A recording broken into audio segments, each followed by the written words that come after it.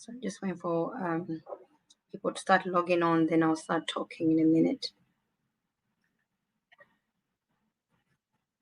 Okay, so we're logged on now. Okay.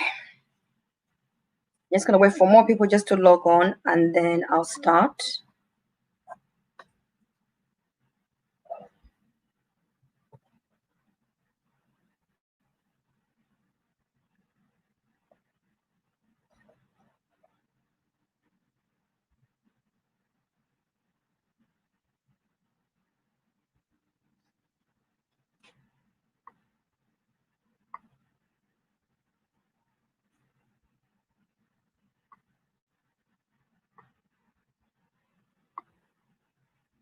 Okay. A few people are logging on. So where they're logging on, I'll introduce myself. So good evening, everyone, and happy weekend to you all. I hope you're all well and keeping safe. And my name is Maria, for those who don't know me, and welcome to the Business Chat with Maria. Today's topic is mental health, and it's a topic that's very vital to talk about, and it's also a topic that's close to heart, as I have friends and family that have suffered with mental health problems, and with the stigma in the African community. And also yesterday when I was talking to one of my guests, this is also stigma that happens in the Asian community. In the African community, mental health is seen as an illness, a taboo, something that shouldn't happen to someone. So in our community, people don't tend to seek help through therapists or through specialists, or even talking to their friends or family, as they don't want to be seen as they're crazy, or it's karma, that's why you're how you are. So I'm hoping today you have the opportunity to meet my guests, who are all specialists in their own areas, and they'll give us their own perspective on what mental health is and what it means to all of them, and also where we can go for help and how best they could support us. So please feel free to ask questions, and we'll answer your question as we go.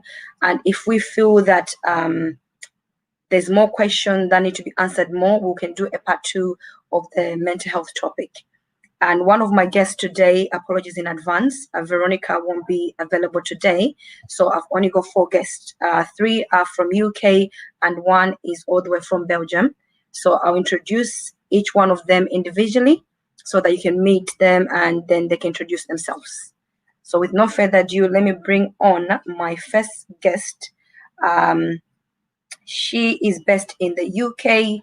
She's a sister of mine. She works in the NHS field. She has so much experience, and she's a Zambian, so she can support our own community as well. And so please help me welcome my sister Chanda. Sis, welcome to the Business Chat with Maria.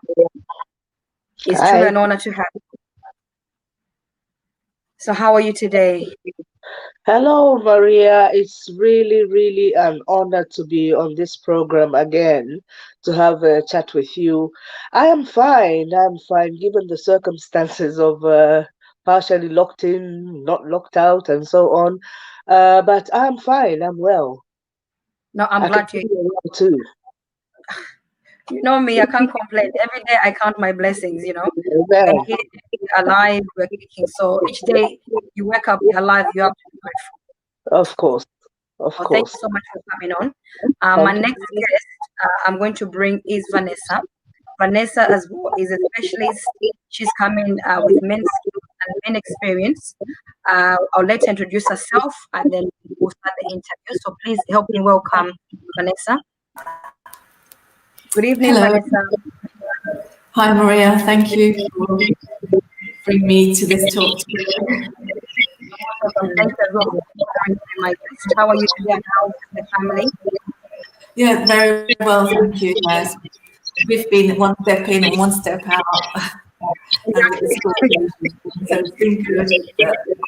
we just have to adjust the best of everything we can. No, welcome, and thank you so much for sharing your time. And my next guest is Chennai. I had last week, and she's the owner of the earrings, hence I'm wearing them. So this was my gift from her. So she's coming as well to talk about the specialist area and help us with mental health. So please, everybody, help me welcome Chennai. Hi everyone, my name is Chennai. I work in the community. I'm a community mental health nurse. Yeah, Yeah, and that's Abigail screaming. Sorry. yeah, no problem. The last guest today is another sister or auntie of mine. She's all the way from Belgium, and also she's a specialist in this area as well. So if you can please help me welcome Walia all the way from Belgium. Good Good evening. evening, ladies. Good evening, Maria. Thank you so much for the invitation to this panel. I would really be happy to contribute. I'm trained as a professional in specialize in mental health as a clinical psychologist. I mean, we normally look at behavioral diagnoses and all the psychological behaviors to determine whether they're anomalies or they're okay. And as a psychologist for myself, it's really not my first profession, but it's been an interest for me for ages. So when I trained first as a psychologist at the bachelor level, my interest was developmental psychology and education. And since 2010, because of the enormity of cases I was coming across, people I was dealing with, I thought it was good for me to train further in mental health, because most of the people I was dealing with there, I could not handle with my training in developmental and education psychologist. So it's mental health means a lot in my life. I've come across a lot of whether it's family members or friends that have undergone a lot of problems. So I took it personally to try and understand a little bit further on how the brain works in order for me to be equipped to deal with the situation. So I'm very happy to contribute to this topic, because it means it's something that I take personally interest in. No, thank you so much, and it's truly an honor to have you.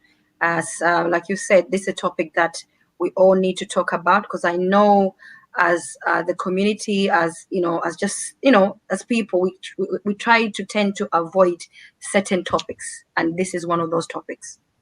So thank you so much. So just to start with the interview, my first question, I'll start with you since you're still on the mic. Is introduce yourself again, because I know you did a bit. So to say what your area of expertise and the sort of clients you've worked with, so that people can understand more about your position, please. I think for a number of years here in Belgium, actually, I've worked a lot with individuals, not only African community members, but I've worked a lot with asylum seekers, and they come from different backgrounds. I think I've got more than 10 years experience working with asylum seekers as a consultant psychologist. First of all, as a trainee psychologist, I work at the asylum center, as well as a graduate. I've been working as a consultant. And I've also worked with HIV patients as a psychologist, and just as a generalist psychologist. And since 3 years ago, 4 years ago, no, now I think it's 5 years. Time passes so fast. I've been working as an advisor, as a part of an advisory group to the European Asylum Support Office that's based in Malta. What we do as a team is actually when we come together, we sit around with policymakers and all people working around asylum seekers to try and find the most humane way to treat people that are coming into European countries, or asylum seekers from within European countries. And these involve young children, unaccompanied minors. It also involves LGTB groups. It also involves trafficked women or men. and several other vulnerable groups. So that's for the last 5 years. That's taken up a lot of my time because that's it's as much as it's a voluntary expertise that we provide. We really need to work a lot to make sure that we provide adequate tools to the European countries. And at the moment, what we're trying to see is that there's a more standardized methods of receiving asylum seekers, and also making sure that they're provided with the best services as far as psychologists or legal, psychological, psychiatry services are concerned. So we are a team made up of specialists, counselors, psychologists, legal practitioners, policymakers, migration officers. So we all come together to try and work out the best practices to deal with the asylum situation. Oh, fantastic. No, thank you so much on that introduction. My next person is Chanai. So if you could please, Chanai, introduce yourself and tell us your expertise, please. Hi everyone, I am Chennai. As I said before, I am a community mental health nurse. I work with the age group of 18 to 65. And I have been a community mental health nurse for 2 years. So I work with people who suffer from depression, psychosis, mood and anxiety. During the pandemic, my role slightly changed to I have been triaging GP referrals. So if a member of the community goes to the GP showing mental health or suffering from mental health issues, I then get those referrals and call and triage the calls. So that's what I've been doing. Oh, fantastic. Yeah. So you've been helped, because I know there's a long waiting list. So getting that referral, I think, is helping as well to reduce the waiting list. Yeah. For those who are seeking the help. Yeah. Thank you so much. And the next person I would like to introduce herself is Vanessa. So if you can kindly please introduce yourself. My name is Vanessa Emile. I'm a counselling psychotherapist and an NLP practitioner and coach. So I do a varied work in, my background is being in Terence Higgins Trust with sexual health and wellness and psychosexual therapy work and general GP practice.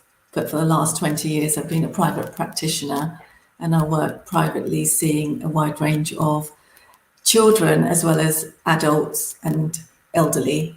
So I have a mixture from school age to retired people. And yeah, so my experience goes into just not just mental health, but also the physical symptoms that affects people's mental health and vice versa. So it's a wide range, and having experience in such a diverse field, from working with different age groups and different backgrounds, I use an integrative approach where I bring different tools from different psychological perspectives to help my clients. So I know like one tablet doesn't work for everybody.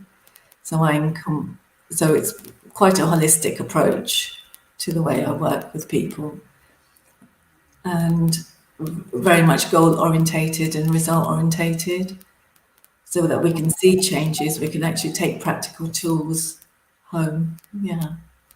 No, we look forward to hearing you talk more about those mental health problems and how to look for signs and how to help others as well. So thank you so much for that introduction. The next person is my sister Chanda. If you could please tell us and the audience what you do, please, so that they know what you do and they know how to seek help as well. Thank you, Maria. Thank you, everyone, for logging on, for watching us. Like I said, it's an honor to be here, especially to talk about a topic that is quite dear and near to my heart. As clearly stated, my name is Chanda Museva, and I'm a psychiatric nurse. I have experience, 8 years experience post qualification as a mental health nurse. I have about 7 years experience before my qualification working as a deputy manager in a home caring for people living with mental health problems. So I have quite a number of years of experience, and mainly my group of people has been between 18 to 65 years of age. Post qualification, I have worked in the community with people living with drug and alcohol issues. I've worked with the elderly people, also who could be suffering from dementia, Alzheimer's, and currently working in the hospital on the wards, and I'm based in an acute ward. For me, I think it has always been very, very obvious that I would end up doing work like this because of I'm one person who pays a lot of attention to detail, and I will emphasize on that as we go along. I'm one person who's quite patient, and I'm very observant. I'm like the old owl in the old oak tree, you know. Right. The less I speak, the more I hear, and so on. So it works for me. It helps me in my job. People I've worked with will tell you what type of a person I am, and I guess this area has taught me a lot as well. As you rightly said, Maria, all the stigma that we have faced growing up in my own community, Zambian community, even back home in Zambia, it brought to my attention how much less has been done for people living with mental health problems. But here in the United Kingdom, a lot of incentives have been put in place, and there's a lot of help out there, a lot of help. It's just a matter of people that are surrounding those that may have mental health problems to be able to tap into these services, to give pointers to people to these services as well. Um, so it's going to be an interesting topic. It's wide. It's very wide, and it's going to be interesting. Yeah. No, thank you so much for that beautiful introduction. And so I want to start with you. So what does mental health mean to you? What does mental health mean to you? Mm. Like I said, mental health is a very wide topic. If you ask me, I mean, it's like somebody said, what is physical health? It's very wide. Some people may say it's self-explanatory, but what we have to understand is that um, to be mentally healthy involves a lot. You have to be able to think properly. You have to be able to act, you know, in a manner that is okay according to, the circumstances. And you have to be feeling better in yourself, feeling good in yourself, because without these three things, it's very difficult to function. Very, very difficult to function. Um, we have to understand, especially now we're going through the COVID issue, there's a lot of stress going on. Yeah. And when we look at mental health issues, mental health illnesses, one of the contributors is stress. And with so much stress, you will expect that people will it will affect the way that they are going to think. Some people have lost their jobs. Some people have lost family members. So the thinking it's going to be difficult to handle these stressful events as well as to handle your everyday life. So anybody who's unable to cope with what life brings to the table Mhm. are very vulnerable, and they may end up in depression, for example. They may end up having depression. Now, if you look at depression, it's one illness as well that can go very unnoticed if you don't pay attention. So, mental health is a very, very wide topic. It's something that if you can miss it if you don't know what to look for. And I did say in the first when I just introduced myself that I pay attention to a lot of detail, because there are areas that you can miss and end up being unable to help somebody who's got a mental health problems.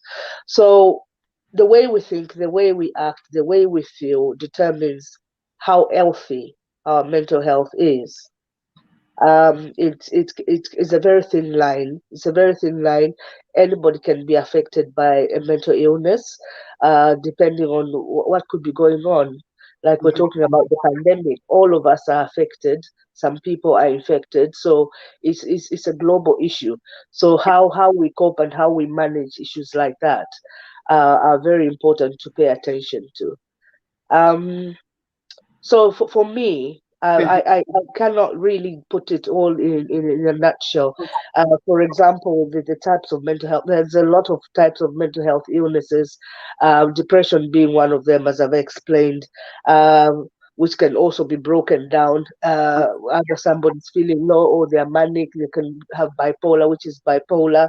You have personality disorders, you've got psychotic disorders, Yeah. even eating disorders. People think that, well, if somebody refuses to eat, they want to stay thin Yeah. according to them, then it's up to them. But that is an issue as well. You have phobias, you have anxieties, all these are mental illnesses which we have to deal with and work with every day. Yeah. No, thanks so much for that. The next person is Vanessa. Vanessa, if you could please tell us what mental health means to you, please. Health is, and it is important with our thinking and feeling and how we act and behave, because that is fundamentally, if we are stressed and worried, then we are going to have psychological issues. And really, basically, is getting our psychological body and mind into a healthy state, being happy, being able to manage things without the fear and the health problems that we do create, that Chanta's mentioned, even bipolar and even schizophrenia is part of what trauma can create, or it can happen for anyone at any age, or even through accidents, or watching something on television that could be scary for somebody. So mental health is the stability of our mind and our emotions and our feelings. No, thank you. Yeah, no, thank you so much. And the next person is Hanai. If you just come on and please tell us from your own perspective. Okay, so for me, mental health is sorry. Okay, for me, mental health is a state of emotional and psychological and social well-being. So how a person feels about themselves, how they think, how they behave. Sorry. No. Children, how they behave in, the impact of a certain environment will then impact on their mental health. If they're going through a divorce, that can impact on their mental health. If they've gone through a trauma, as Vanessa has said, they can that can also affect their mental health. So with depression, you find that if you are a person who like going to the gym, and you found joy in that, then you're not finding joy in the things that you used to enjoy, and you've been feeling low for maybe a period of up to 2 weeks, a low mood that you just can't get out of. So it is just, good to just speak out and seek help when you can. Okay, no, thank you so much. Yeah. And especially like in this lockdown, a lot of things were locked. You couldn't go to the gym, you couldn't do the things you love. Yeah. And I think people are mentally sort of affected. Yeah, no, thank you so much. The next person I'll bring is Walia. She'll explain from the clinical psychological point of view and what mental health is, please. Just as my sisters have explained, basically mental health is a state of mind. It entails whether the person is capable of taking care of themselves, whether they are not, whether they can be productive, or whether they can be of use to the community or to themselves. But within the field of clinical psychology, the most focus is on the behavior and the emotional illnesses. And these are so varied, and also includes the obsessive compulsive behavior, and as small things as that. It's basically anything that's got to do with your mind that affects your brain, that triggers certain emotions, triggers certain behavior that will be seen as not standard behavior. I mean, I don't like to, I mean, in psychology or psychiatry, I think the term is not to say which is not normal, but which is just deviant from the standard behavior or the standard emotional expression of a person.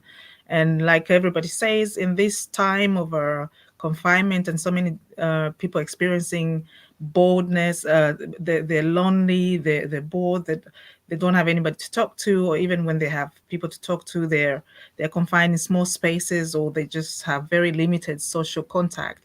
It's very easy for people to get affected if it gets on for a very long time. But also we look at the fact that some people have a predisposition to having behavioral or emotional illnesses. Yeah. It could be genetic, or it could be any other issues that would make them so easily affected. But Yeah. I think when we speak about mental health, it's also, I mean, there's also the well-being. It's not just the illness mind, the mind that's ill. It's also a happy person, a kind person, a person with compassion. This is all mental health.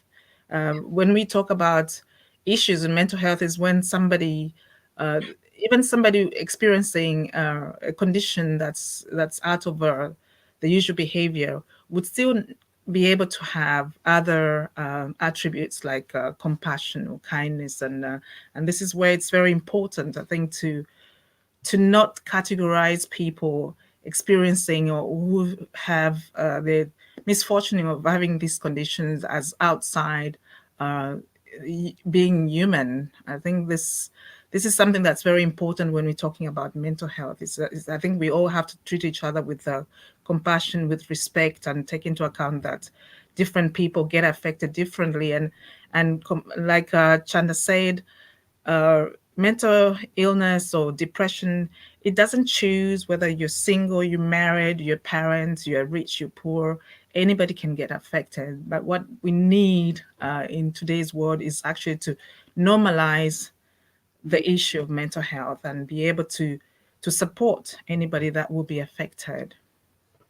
Thank you so much. Just before I go on to the next question, one of our guests, who is my brother, is put a comment to say when he had a stroke just over 2 years and a half ago, his mental health condition was a major hurdle for him, as it was a life-changing experience and it was very hard for him to accept the changes and the challenges and the battle that laid ahead. And with that being said, he was referred to psychologists who were extremely helpful and helped him to see things from a different angle, which has put him in a better position. So this is someone who's been affected and has shared his experience to say, because a stroke is something that as well, that just happened to him, Any comment on what he says? Would you like to add on anything, Vanessa, on this comment? No, mental health is such a challenging when you have a physical reaction, when your body goes into that state, because you've only got your mind to now change the things that you need to manage and cope with. The journey that we take, and he's seeing the positive outcome of it from coming to a psychologist and getting that help. And a lot of people, they don't get the help they need. And it's really positive that he's come to share this with us, because neurological, I don't know whether if there was any physical damage or neurological damage that occurs from strokes. It's life-changing, because your whole family also have to adapt and also go through the difficulties of managing someone who's once healthy and all of a sudden the shock of it changes work, home, family, finances, every aspect affects him. And Yeah. Sis Chanda, any comment to this? Yes. Well, it's good to know and to hear that you did pull through and you received such positive input from the psychologist. Um, I must say, I mean, just to reiterate that the fact that anybody, I mean, in my field, I've worked with people, my fellow nurses have had mental health issues. I've seen doctors, I've seen students, I've seen mothers, grandmothers, and it's a whole, anybody, and it, it every day is not the same. You know, like our brother here, it was a stroke that brought in all these issues. For some people, it could be an accident. Some people, it could be a divorce. Or some people, it's a loss of someone. So anything can happen to anyone, anytime. That could be life changing.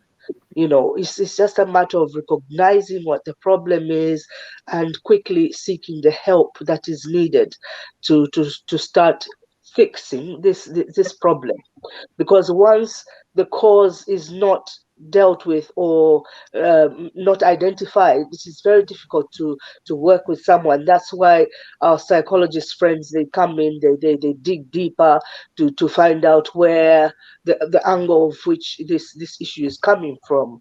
And it helps a lot, because then that gives us more information to know then how to work with this person on an everyday basis, because now we're working with the management of this the illness, you know. So it's good to know that people have tapped into services and have gotten a positive result. But there's a million and one people out there in some communities who don't have access to such services, and that really, it bothers me. It bothers me a lot. And hopefully one day we'll get to a We'll point talk. where everybody. We'll touch on that topic, and then you can share where they could go for help, because it could be Yeah. sometimes they don't know where to go for help. So we'll Mhm. touch that topic, and you can share with us. Sis Walia, do you want to add on to what Dana shared with her with Yeah, us? sure. I just wanted to stress that. I mean, I used the word that I wanted to use. When you injured, if you're an active person and you're injured, it really affects your mind, because you're unable to perform a lot of functions that you're used to. So apart from the physical aspect where you need a physiotherapist, your mind gets very hugely affected, because you're so stressed and you're under a lot of and you're very limited in what you can do, and that can put a lot of stress on the mind, because the mind is very delicate. You know, you have the triggers, that the electrical triggers that go on when they switch off, because they're used to you performing a certain way, and suddenly you are unable to. So it really affects you in all ways, not just physical. And actually, the two help physically, being with a physiotherapist, or yourself, your training, especially stroke is a very acute condition for anybody that gets a stroke. It really affects people very, very differently. But it's a shocking experience. For people that have had strokes, it's because it changes you completely. For some people, your body is deformed, and you have to deal with all that. So all that affects your mind. It's very important that either within the family circle or professionally you can get help, because it's not always possible to have that kind of motivation or encouragement you need, because a lot of the support, as whether it's a psychiatry or psychologist, when somebody's got this temporal affected because of physical impairment, it's to do with resetting the mind to a state which is not used to, because the mind is conditioned, the person's mind is conditioned to a certain way, and suddenly the mind finds itself it's blocking. So it's more or less of deblocking, and so that help is very, very important. But also the immediate environment support is also very key to the recovery. And as I think the difference is that as professionals, because when we are trained, we also have the possibility to take in somebody's disappointments without actually internalizing them, which is sometimes different from family members that we tend to have a lot more understanding and the patience, and because of the nature of the work, but also because I think, for me, speaking for myself, because I like what I do, so I tend to focus to make sure that I can support the person that's got that issue to get themselves up into a positive mood, and also set their minds into the right form to help them recover, because the physical and the mind are very linked. They're very interlinked. They're not separate. Okay, no, thank you so much. Chennai, do you want to add on, or should we go to the next question? The next question is fine. Okay. So the next question is, how many types of mental illness are there apart from the common ones? When I did my research before I invited you all, I was so shocked. There is actually so many of them. And I would like just to hear a few from each one of you. I don't know if you share maybe 3 from each one of you, and kind of sort of elaborate a little bit more what those 3 mental illnesses, what they are, so people can understand, please. So I'll start with you, Chana, if that's okay. If you could please tell us the types of mental illnesses, 3 of them, and just sort of elaborate to people so they know what. So I think there is schizophrenia, as I think most people do know. It is quite popular, and that's the one you see in the newspapers, that's schizophrenic, so that is can be drug induced, or it can also be as a result of your genetics. So it's people experiencing or hearing voices, so auditory and visual hallucinations, that is things that they believe in themselves that it is real, and to them it is a real thing that they're experiencing. So it is that detachment from reality that then they approach services, and we get them on the right track with medication and everything else that dual diagnosis. So if they are under drugs, then we also work with a dual diagnosis pathway where we refer them, and the drug and alcohol intake can then be sorted out whilst they're still getting input from mental health services. The second one is depression, which is quite common as well. We all go through depression at one point or another. And I think it's just about trying to, or actually acknowledging that you are going through it. I find that in our African community, like where I come from, Zimbabwe, it's quite difficult to talk about mental illness. It's quite difficult to talk that I'm depressed. You're kind of taught that you get on with it, you soldier on. You're not, as a woman specifically, even men, you're not meant to be depressed. You're not meant to, it's just like that thing that you are just taught to get on with life and just soldier on, and you'll get over it. And so I think this platform is a good platform that we are providing that awareness that these things are there and don't suffer in silence. The other one I can think of the top of my head is anxiety. I think all of us, the pandemic has caused a lot of anxiety. And the work I've been doing, you get so many referrals of people who are so anxious that they cannot physically go out anymore. the masks are not helping. You don't know what the next person's thinking or how they look like anymore. So it's that anxiety of the unknown that we are suffering from. And yeah, that's what I can think of.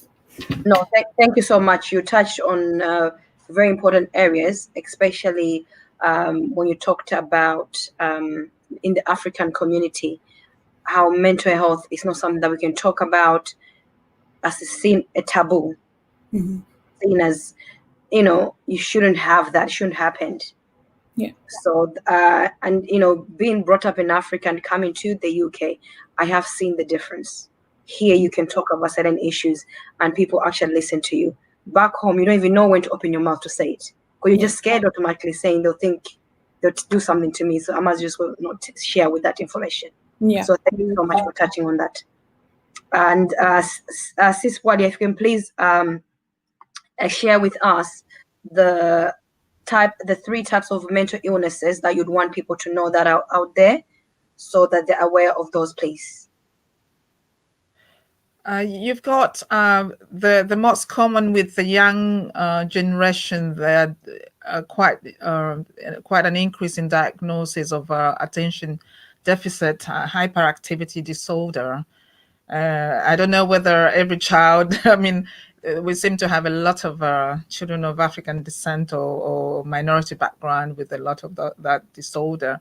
But it's also a chronic condition, including attention difficulty, hyperactivity, and impulsiveness. It's mainly found in young children, but you can have that in adults when it's not been diagnosed from an early age. When you think about our communities, like African or Asian communities, I think a lot of disorders are left unattended to until too late. We assign them different names, and because we have a lot of taboos surrounding anything that's an anomaly. Then there's the obsessive compulsive disorder, where you find somebody suddenly they're just cleaning all the time or washing hands all the time, that excessive thoughts of obsession that something has to be done. And, so it's the behavior is a little bit. Then we also have autism. Autism this is a serious developmental disorder that impairs the ability to communicate and interact. And we also have the post-traumatic stress disorder. I think this is something that somebody, for instance, who's had after giving birth or after having a stroke, and this is something that that is very common. It affects people. It impairs their normal functioning. What I wanted to add, apart from just naming the disorders, is that I mean, as you see, there's bipolar, there's dementia, there's attention deficit hyperactivity disorder, and those. I mean, you see that mental health is a very delicate subject. It's a very delicate area because as much as we want to attribute stigma to the issue of mental health, there are very small things. I mean, you also have when you're talking about clinical psychology, you also have the differently abled children, like all kinds of brain disorders that come into that, and that have to be dealt with. So we really need to, I think, when we're talking about mental health, to normalize, to make sure that people understand that it can happen to you. Because like when you talk about depression in itself, like Chennai mentioned, it affects everybody, but it becomes a problem when it becomes clinical. When it becomes clinical, it means that it's very persuasive. It's on a long term. Then it needs attention. I mean, and on and off depression, a lot of people do experience that for one reason or another. But I've also on feedback from medical practitioners that I work with. There is actually an observation that as people that are used to, like we, the African community members, or we I think because of being used to being in the sunshine most of the most of the year, and coming into the situation where there's most parts of the year is dark and we have no light. I think we easily affected by depression and also by clinical depression, actually. But it's a question of knowing when it's time for you to seek help. If it persists for a long time, it's okay to be low in the mood. And I mean, we'll discuss that when we talk about the symptoms, but when it's okay to be low in the mood, but if it persists, you really need to seek help and make sure that you get treatment for it instead of just suffering on your own. The same thing applies to the anxiety disorder. I mean, being anxious in itself is not a problem when if it's just something happens to you, it upsets you, you get anxious and everything. But if it disrupts your life, then you really need to seek support. No, thank you so much. And this message goes to Vanessa, please. You could explain to us the 3 types of mental illness apart from the common names, please.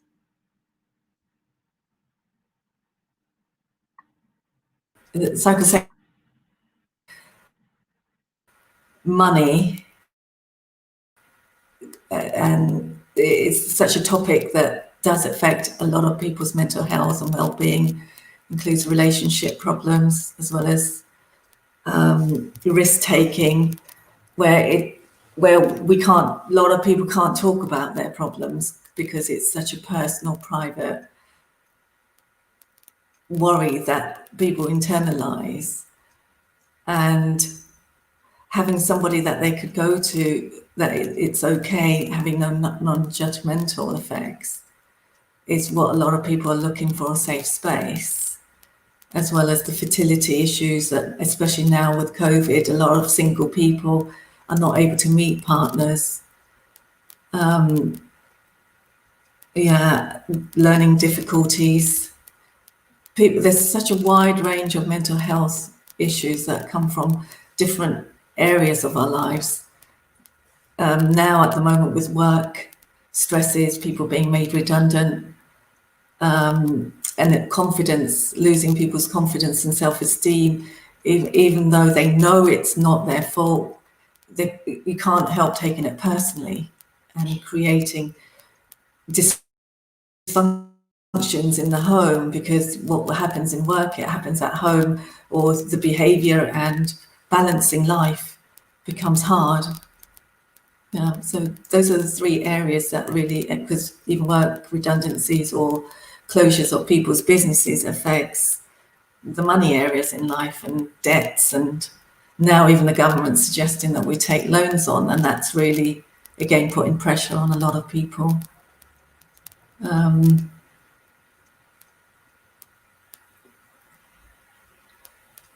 Yeah, that's... I don't know if we got cut off here.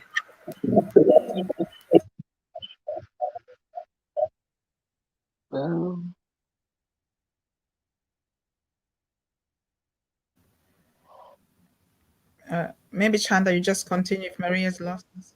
Yeah, if you can please finalize the 3 for us, and then sort of Okay. finish up this question so we can move to the next one, please. Yeah.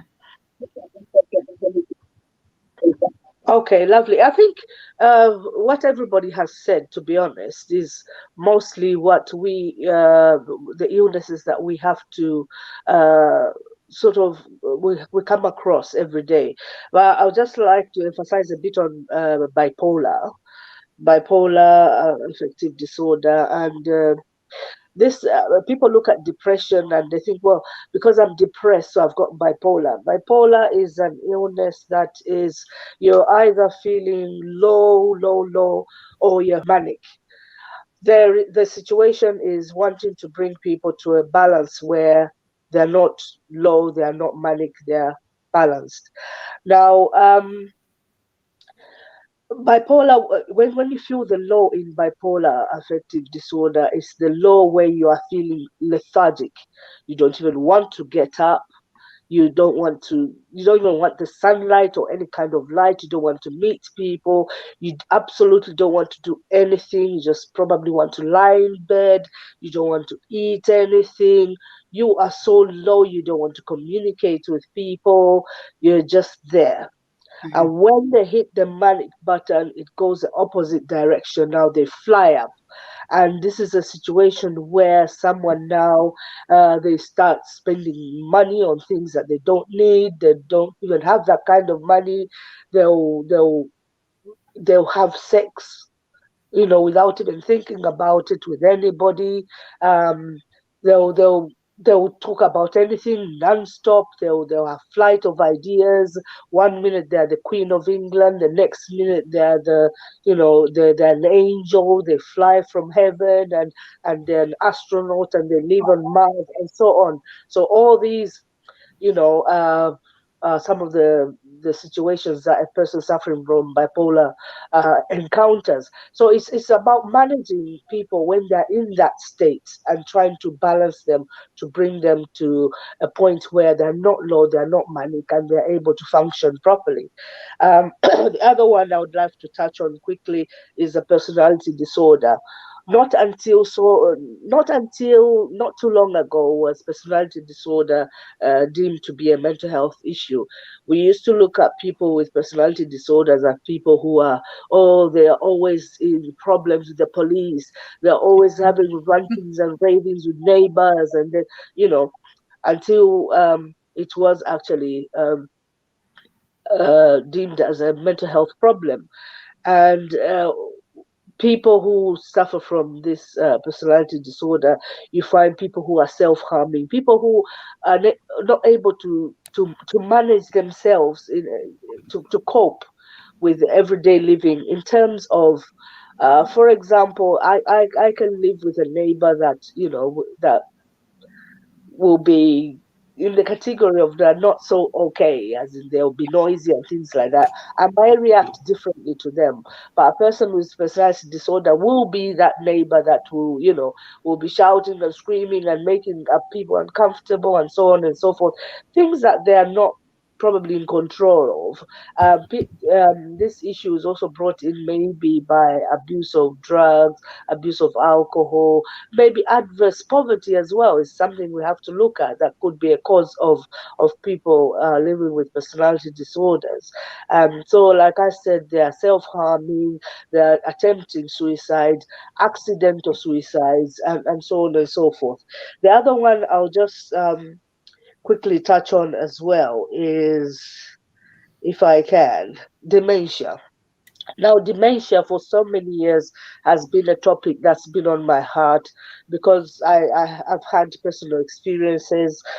We didn't know what it was when I was in Zambia, and I had a couple of people that suffered from dementia, and we didn't know.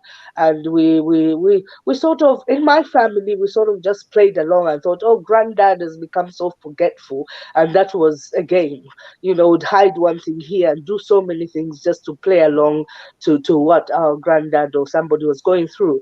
But when it becomes messy, is talking from point of view from what I saw in Zambia, where elderly people were being killed, called witches, because a person with dementia, therefore some of them become forgetful and so on. So they might come out of the house in the night, wander off, and in places where there's closed houses, wander into the neighbors or 3 streets away where they don't know them, and then somebody wakes up and think, what are you doing in my back garden naked at 4 in the morning? Obviously a witch. And people get stoned, people get beaten, people get killed just like that. But bearing in mind, dementia is not limited just to the elderly people. There are young people who are suffering from dementia, brought in maybe by trauma on the brain, and also other reasons. So these are the three that I can sort of think of. The other ones that other people have spoken about as well. I've worked with people living with those illnesses. No, thank you so much for sharing that. And thank you, Nessie, as well, for sharing your comment. She's talked, that mental issue is really underdiagnosed and highly stigmatized.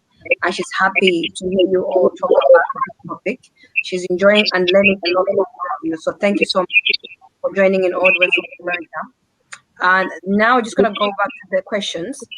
The next question, I know it may sound for you unprofessional, but this is for people like myself who are friends. How can I tell if someone has mental health problem?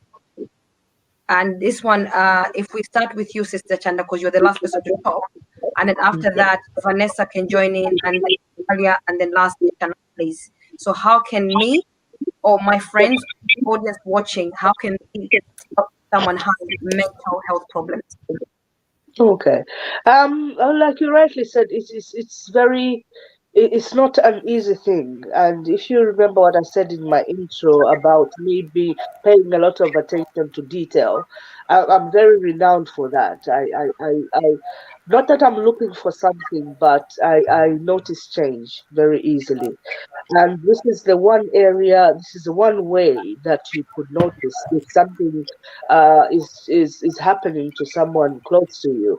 First and foremost, we know the people around us. We know their characters. We know what they can do and what they can't do. What is in and out of their character, how they react to certain situations. So if change starts happening, it starts slowly. It starts very little. That it suddenly starts going in. So for somebody who, for example, was outgoing and very bubbly, upbeat, and very fashionable, and then suddenly they stop going out. Not because of the lockdown, obviously, but they just stop going out. Yeah, one Saturday, the next Saturday, they're not going out. You start questioning. So, are you broke, or what is going on? Why aren't you going out? Or if they love their fashion, then they're dressing down. You can't see that vibrant person anymore. You start asking yourself questions. Why isn't this person talking much?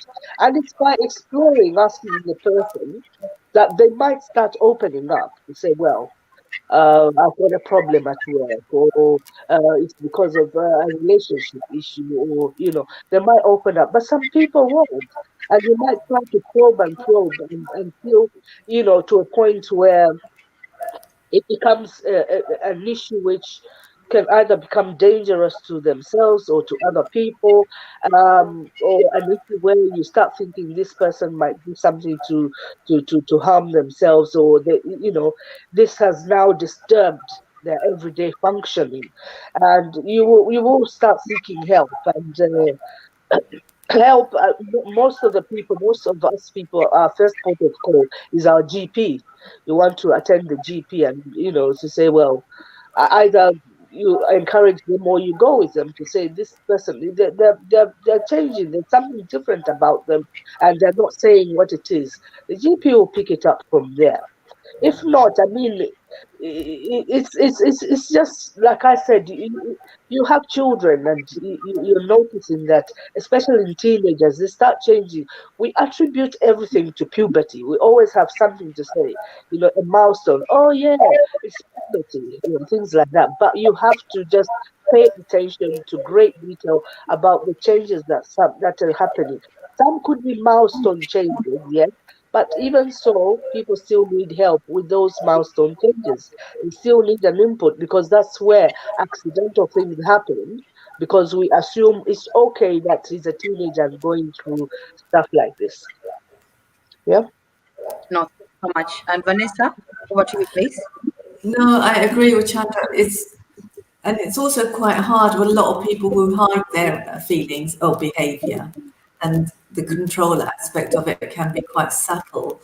Even if someone's plucking their eyebrows, you can see it from that, or they start smelling, they're not taking care of themselves, are quite direct signs, or they're withdrawing into their room and they're not socialising.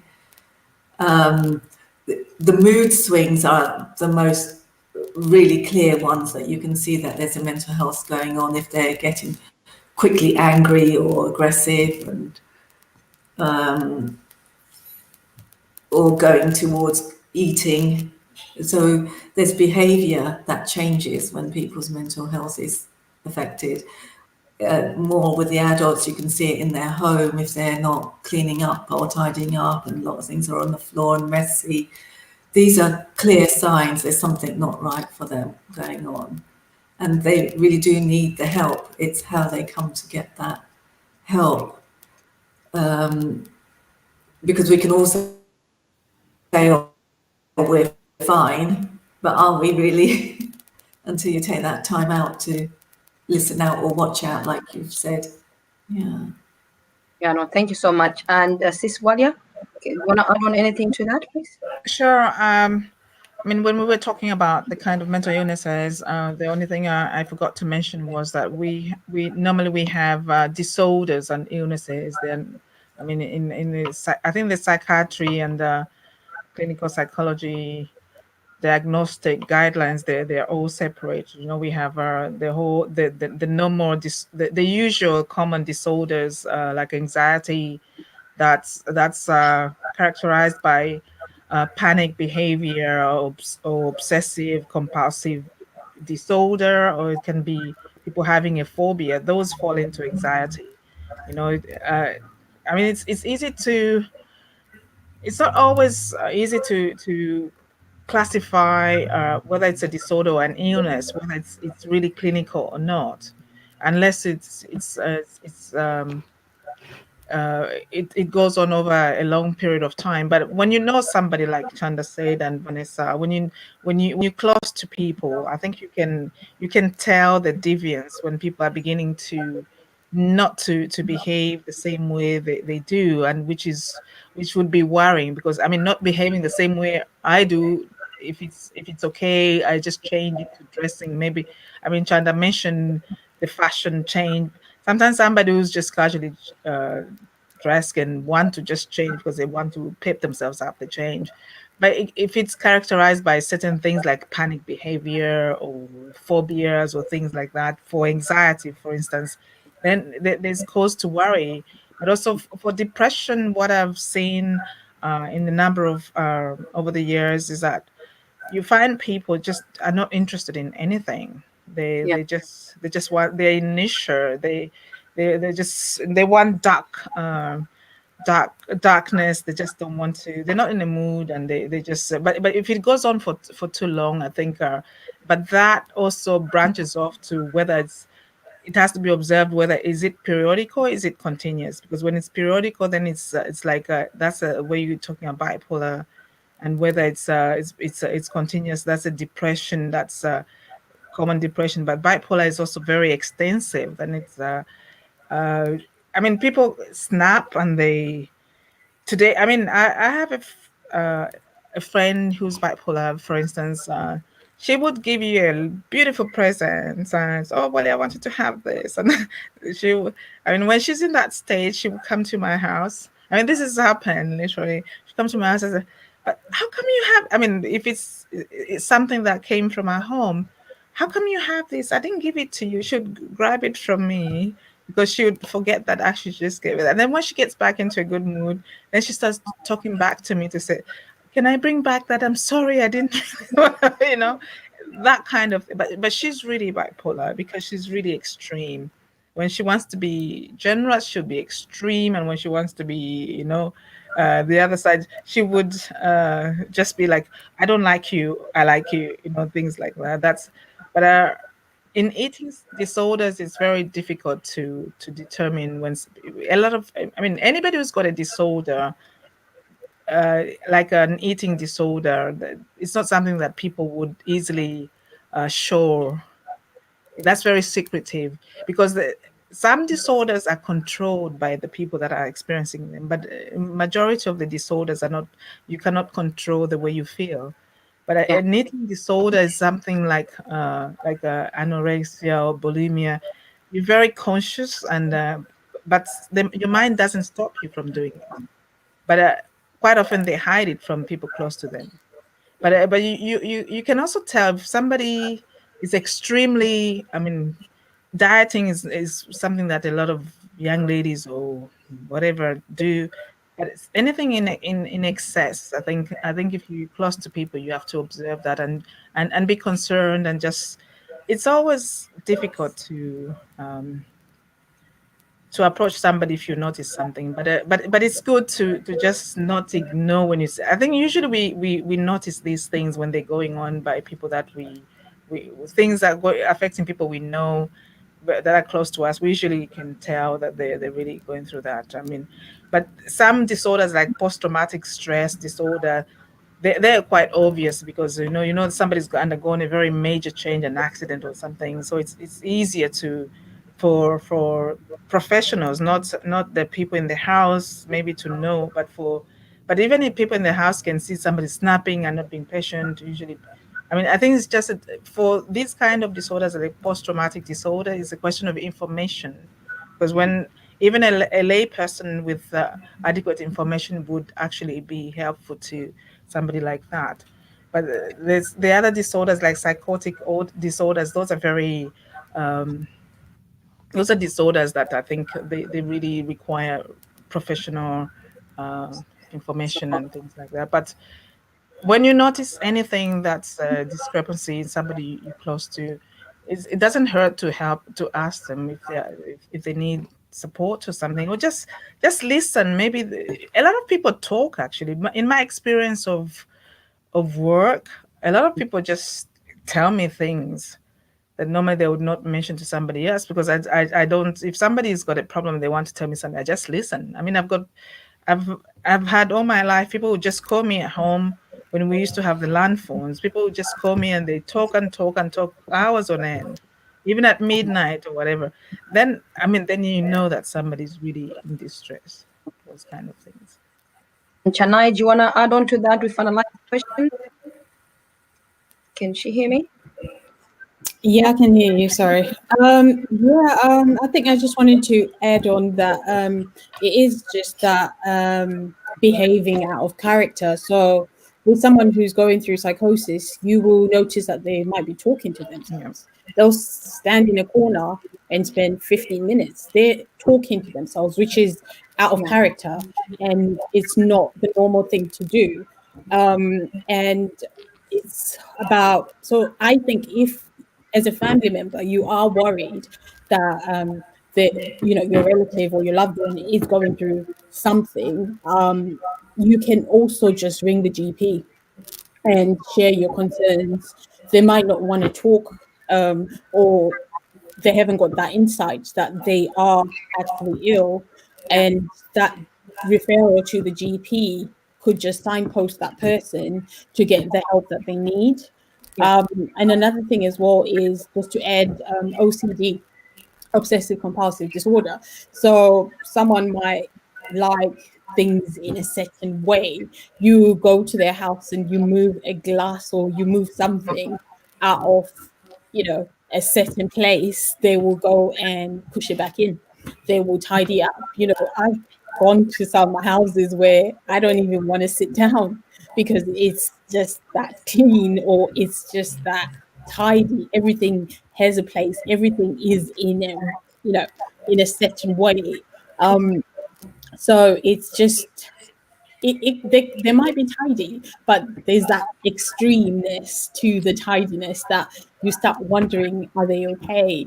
What's going on? So it's just, yeah, it's knowing your people, knowing your person, and just realizing that no, something is not right, and you confront the person. You are there to help. You're not judging them. And yeah, go to your GP. Go, sometimes people might not want to go to the GP. That's what pastors are there for, a church. You could go to church, speak to someone, and then they could encourage you to then go to mental health services. So the church is also there to help. So we shouldn't exclude that in, as much as we are talking about mental health and services, the church and whatever religion that you are in, there is always someone there to help as well. Just um, say that, Chennai, and I want you to answer this question because you've all explained the signs that are there of mental health. then how or where do we take a mental health conversation once we've opened up? How are you feeling? So let's say the way you've said, people could be having that eating disorder, could be having bipolar, could be, having the OCD. Once I've noticed that, then let's say the next day I call and I say, how are you feeling? Where do you take that conversation once they've told you, I feel depressed? Actually, I have mental issues. Actually, I have anxiety. Where do I take that? Okay, so Because yeah, um, it's a very good question to ask, and we are our sisters and brothers keepers. So that's the first thing: is how are you feeling? And if they are actually honest enough to tell you that this is what's going on, I would advise that, okay, are they open to a mental health service already? Because some people might be open to mental health services, but they haven't engaged with their community mental health nurse, they haven't engaged with their locality team for a while, or they might not be taking their medication. So it is finding out if they're actually open to a team. If they're not, then you've got the first point of call is always the GP. If it is extreme, you have the A&E that you can go to. There is a psych liaison in A&E that they will be seen by someone from mental health services in A&E, and then they can take it from there. That they will be signposted to a mental health services in their local area. Because if someone is saying they're feeling low, they're feeling depressed, they're hopeless, they're having suicidal thoughts, or they have actually a plan, then that's something to worry about. And I would say first port of call is the A&E, then they can then be signposted to a locality team if it is actually serious enough. From A&E, they can be found a bed on an acute psychiatric ward. So it is just about seeking the help from every service available that you can get it from. And then if you're also suffering from depression and you feel like you need to just speak to someone, in the UK we have IAPT, which is the Improving Access to Psychological Therapies. It's a talking therapy service that you can self-refer yourself. I will put the name underneath the chat so that people can know. You can self-refer. Just it's a talking therapy. They're not there to judge you. They're just there to help you. yeah. Yeah. Thank And you. what is that the same with you in Belgium in terms of Practically, it's practically the same, actually. I think, like we say, I mean, where do you take the conversation? It depends on how acute it is, because sometimes people can self-diagnose and they don't really need that kind of, but of course that takes, it depends on the level of, that you're working on that level. Uh, like she mentioned, for me, the church, the religion, the community, I always run when somebody's got an issue that I feel is suspicious, always to their near community. We, like, as Zambians, would make sure that somebody in the Zambian community knows that maybe we need to do something to help, or the church members or the mosque members, because those are most of our community members. I don't know about Vanessa in the Asian community, but we usually have, you know, our country of origin. We always have those allegiances, whether however many years you live in whatever, there's always, okay, you're Zambian, whatever. I take it at those levels because they're very important, the community of origin. And except when people don't have um, association with their own community, then obviously a lot of people, they've got the church or the mosque that they go to. And if they don't have, they also have the workplace. They're also very good places to start the discussion from. When that doesn't, when you feel that it needs more than that, the general practitioner, yes. But in some cases, for me, for members of the community, if I'm dealing with social psychological issues, members of the community, usually the general practitioner is even too late. because as we need to admit that our people do not discuss their issues easily.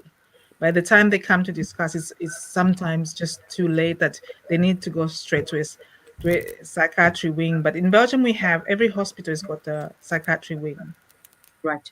So we do have psychiatry links, but there's also helplines. There's also non-governmental organizations dealing with that. But being a first line practitioner, that I'm trained as a clinical psychologist, because I can already eliminate certain instances, and I know where I would place somebody, where I think somebody needs to go to. If I'm not sure, I go to another psychiatrist or a clinical psychologist in a practice, usually at the hospital. We have that at all the hospitals in Belgium. We have those services. Yeah, no, thank you so much. And Vanessa? No, these are same places, like what you've mentioned. But I think one of the hardest is feeling, how are you feeling? Is if they can build the confidence to talk to you and not fear they're being judged, or they're going to be gossiped about behind their back, or if, I think major is, most aspect of it is, if you are open to listening to what they need and getting their needs, would they be happy to go to these places and feeling safe? I think most people will then go to being open to talk about it. If that's the hardest for most of my clients, it takes them a long time to build up that feeling that they are safe to come and see somebody or talk to even a friend or a family member. It's a huge, courageous Step to take. Yeah. Okay, and Sis Chanda, we could Yeah, that's the most difficult conversation you can have with somebody, is when um they want to express, you want them to express how they are feeling. I'll give you an example. Part of my work on another ward was to answer crisis calls, and a typical one typical conversation would be somebody calls, "I am feeling very suicidal," and you don't know whether to say, what are you doing? How? So you have to compose yourself, because you need to have more information. And you'd ask the person, for example, I would say to the person, right. what is making you feel like that? And they'll start explaining, because of this, because of that. You have to find out, are they with somebody? Where are they? Are they with somebody? Are they on medication? Because all these are giving you indications of, could this person harm themselves, that really harm themselves because they're saying they're feeling suicidal. Meanwhile, I have to be having a conversation with somebody else in the office to make them alert, that can they contact the police and get the number of this person and give that person, say, can the police now be alerted that this person is saying A, B, C, D. Some people will say to me, yeah, they'll explain in detail why they're feeling like that. I've had conversations where in the end, the person said to me, I feel much better.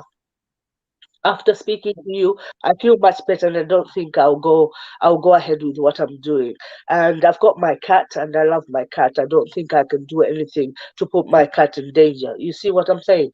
But having said that, there's some people who are very good at masking things, and the one type of people who are good at masking issues are ourselves, the professionals. Remember, we are human first. Yeah, and we are exposed to the same things that any other person will be exposed to. And I like to give an example of myself, because I know myself very well. There was a year that I had to go through 4 major things at one go. And it was the most difficult time for me, that I did not even know how. I woke up in the morning, turned up to work for a 12-hour shift. I was, as jolly as ever, and talk to anybody and do everything, treat everybody, come home, and then face my own personal issues. Because it was very well masked, nobody actually knew that I was going through these issues until I myself opened up to one of my supervisors at work. And it's because I realized it was getting to a level where I was now failing to cope. So I opened up to this person, and I had so much backup from her and the team, and I was very well supported to a point where everything just fell into place. And you know I was Yeah. given pointers, opportunities. If you can't feel like you can't come to work, do this, do that. So, it was like, treat the treater. Yeah. You're there to help other people, and then you're asking for help from others as well. Yeah. So you have to bear in mind. How are you feeling? Some people will mask it. They won't tell you how they're feeling, but they say, "Well, I'm fine. I'm okay." And then suddenly you just hear that something happened. Yeah. But it's also about knowing how to probe deeper, not to push so much, because when you start pushing again, they Comes. pull back. Then they realize that, oh, this person is after ABCD. So it's just like what Walia said. Some people will call you, then they'll rumble on and on and on and on and on. You don't know where to cut the conversation, but maybe that's what will help them after they've said it all and they've told you the whole story. Then you know where they're at, and you know what kind of help that you can render to them. Sometimes it's just listening. Yeah. It's just listening. Half the time, most people just want to talk, you know. And so it's just knowing what skills, what your skills you can apply at that given moment. The moment somebody calls or you call somebody, and how they sound in the first instance will now prompt you to say, how are you feeling? Hmm. And then that will now lead to the next and to the next. So it's just being very skillful in what you're doing, and as well as what are you going to do with the information that you are collecting? Where are you going to take it? Yeah. Because some people it's about, oh, I'll be stigmatized. What if they know that I'm on antidepressants? Or Yeah. what if they know that I'm going through a divorce? What will my community think of me? What if they know I was raped when I was young? There's Yeah. so many delicate issues why people withhold information, and they would rather suffer silently And until it gets to a point where once changes now start manifesting in their physical health and even their mental health, then we pay attention, and then where do we go? Something that's left for too long. How do we now give them the help? yeah. And like Seiko has added here, she said at the beginning of the year, she had some therapy sessions. This was her first time doing it, but she looked forward to them and she was able to speak about things that she could share with family and friends. So in the end, it was very helpful to her. Mhm. And, and with um, Dennis has said, people do mask it up. They pretend, not pretend, but it's like you said, it's hard to share things that you feel you'll be stigmatized or judged upon. Mm. So you feel like if I hide it, maybe eventually the problem will go away. But the Mhm. longer you keep it, then the problem becomes bigger. And by the time you seek the help, the problem is bigger to the point where it's not even hard to solve that problem, you know. So I Mhm. do hope people are listening are able to talk about these things and, seek the help they need.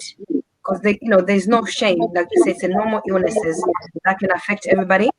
Mhm. So from that, are there any particular topics then that we should avoid when speaking to friends and family when it comes to mental health? Because I know sometimes it's not deliberately, but when someone says you have got mental issues, sometimes we laugh about it and say, you're crazy girl. I Mhm. know to us, oh, you're crazy, it may mean nothing, but to that person, it could actually affect them thinking, oh, this is what I didn't want to share with Maria because now you're calling me crazy. So, are there specific topic you'd say from your professional, which we should avoid once we know someone has a mental issue or we see the signs? Is it Anyone me? can start. Yeah. Can I start? Yes, please.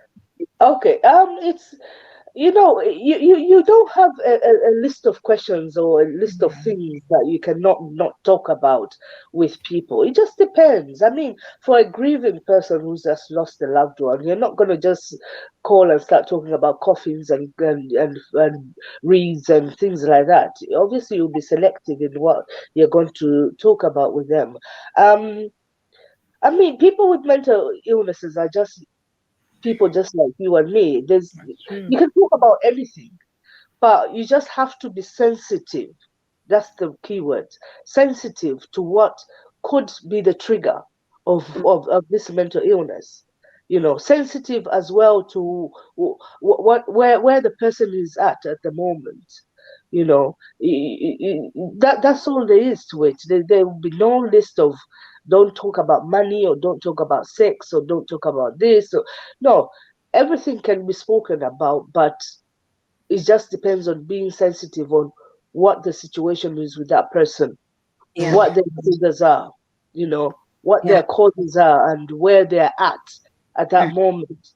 If you're having a conversation with a person who's deeply, deeply low in mood, Mhm. it's very cumbersome to just be cracking jokes and jumping up and down and da da da da. It doesn't work well. It doesn't work well. It starts getting to them. You have to subtly come in with any topic, but very subtly and just being sensitive. Yeah. And then, as I said here, let's try to be a listening ear when turn to those that need it. It costs nothing and can save a life. You know. Oh. And for me, that's what I sort of tend to try and do, and just listen. And if I can send a joke or a funny video, I'll do that to just sort of help them to sort of, think like, okay, there is a life apart from what you're going through. I can Essentially, add on, yeah, to that. sorry. Essentially, people just need somebody to talk to. I mean, when they have problems, there are very few people that need you to tell, because even as a practitioner or however professional you are, the solution, you cannot have the solution at hand just like that. I think essentially it's just to listen. They usually have their own stages of communicating. I mean, I think for every experienced practitioner in dealing with counseling or psychologist, psychiatry, you know that people just tell you stage by stage. You just go along and whatever. If they're making a joke, you make a joke. I mean, but when you realize that there's an issue, you take it step by step. But usually people, they come out themselves. They will tell you what they need to talk about. It also comes with the turf of trust. And that on that end, I also want to mention to community members when we're dealing. I mean, I deal with people from different communities, but I think we need to start trusting our own professionals, because ethically, as a psychologist, there's no way that Chanda or Chennai or Vanessa, ethically, they're going to take the conversation that's so dear and really at the core of your well-being anywhere else than there. I think this is something that our communities need to understand, that we do have our professionals. They are very, as much as we are in the same communities, there is ethics as a professional. And this is why we train to do that work, is because we want to support our communities. We want to help.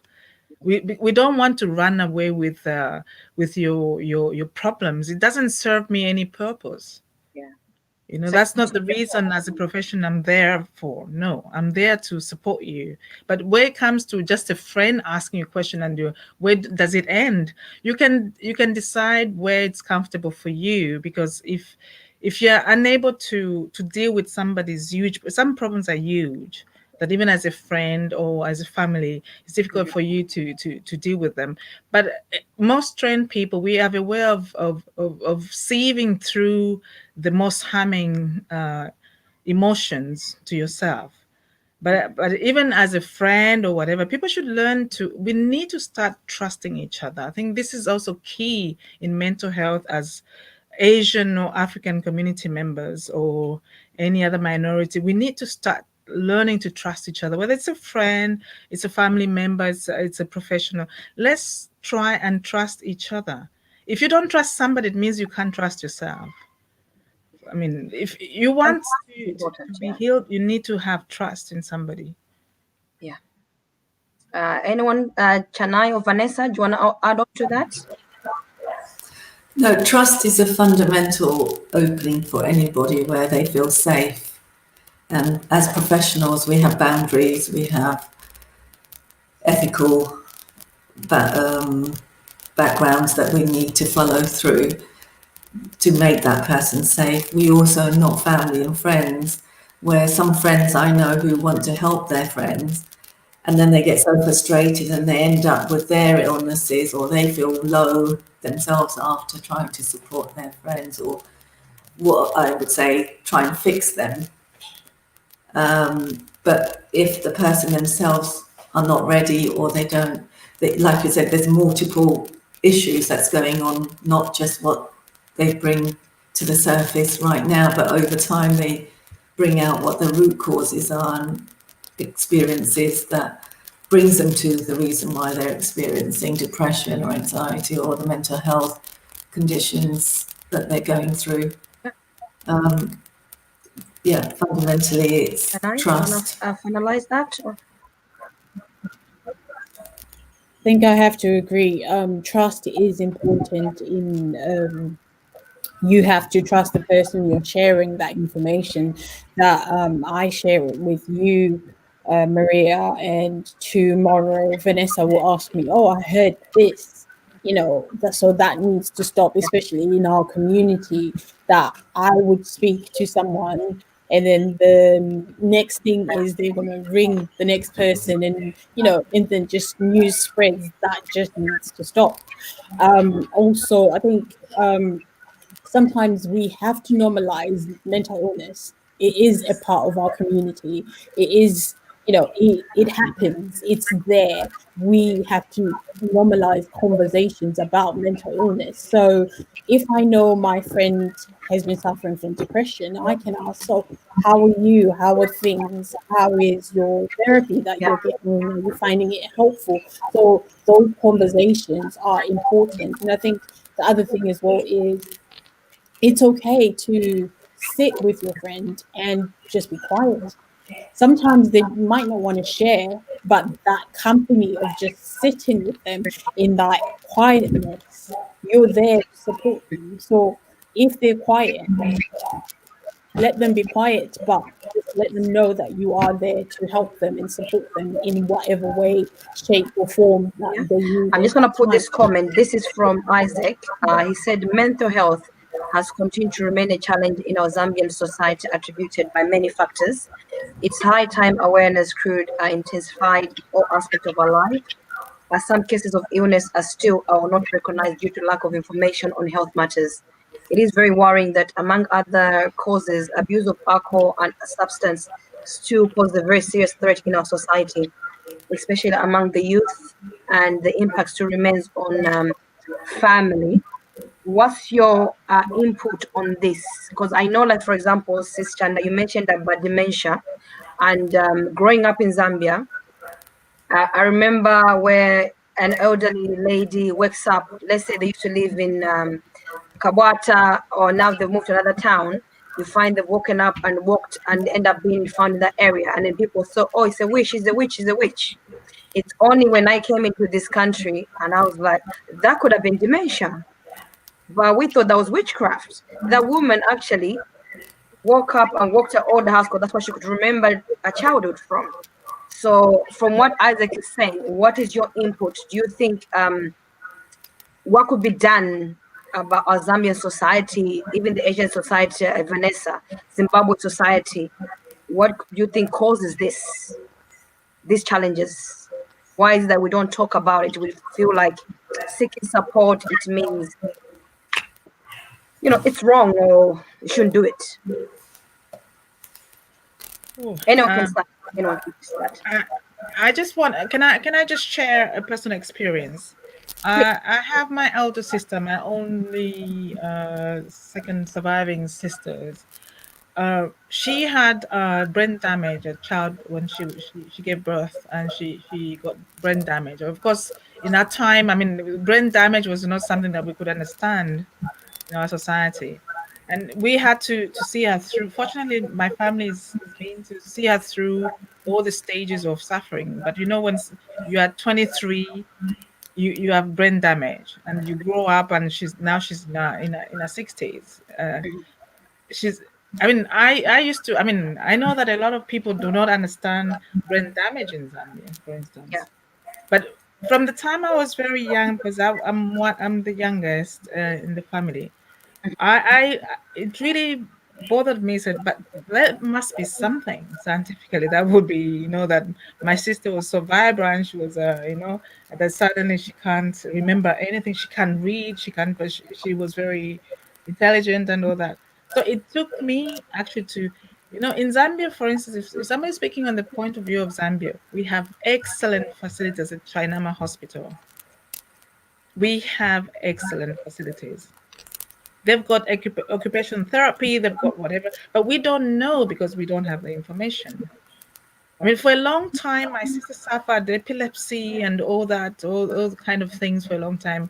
I mean, she would have until when we started taking her for occupation therapy, she's been on consistent medication.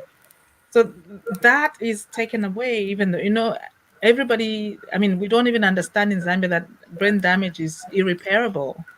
I think that's also something that drove me to clinical psychology, is to understand how the brain functions because of my experience of living with my sister. But I think as a Zambian community, we have to realize we have real professionals that have got experience, that they can explain most of the conditions that are going on. And we should embrace that because they are very professional and they really give their whole to the country. And it's not just China Hospital, but I think every district, every province has got their mental health hospitals. And all those people, they're very, very qualified. And what we're talking about, I learned a lot of things from them. Just to give you an example of what information we already have before we even come to the UK or to Belgium. We already have our own professionals who are so qualified. They have all this information, but we don't interact, and there's no So just to add on to what you're saying, are you saying then that in Zambia, the professionals who are in your field are not sharing this information enough no, into the they community? are sharing the information, but people don't want to. People are not Yeah. So the susceptible. question is that why is that a challenge for people to go and seek that help? What do you think? Because of the stigma of mental health, a lot of people would rather not speak to those professionals because they are working in a mental health institution.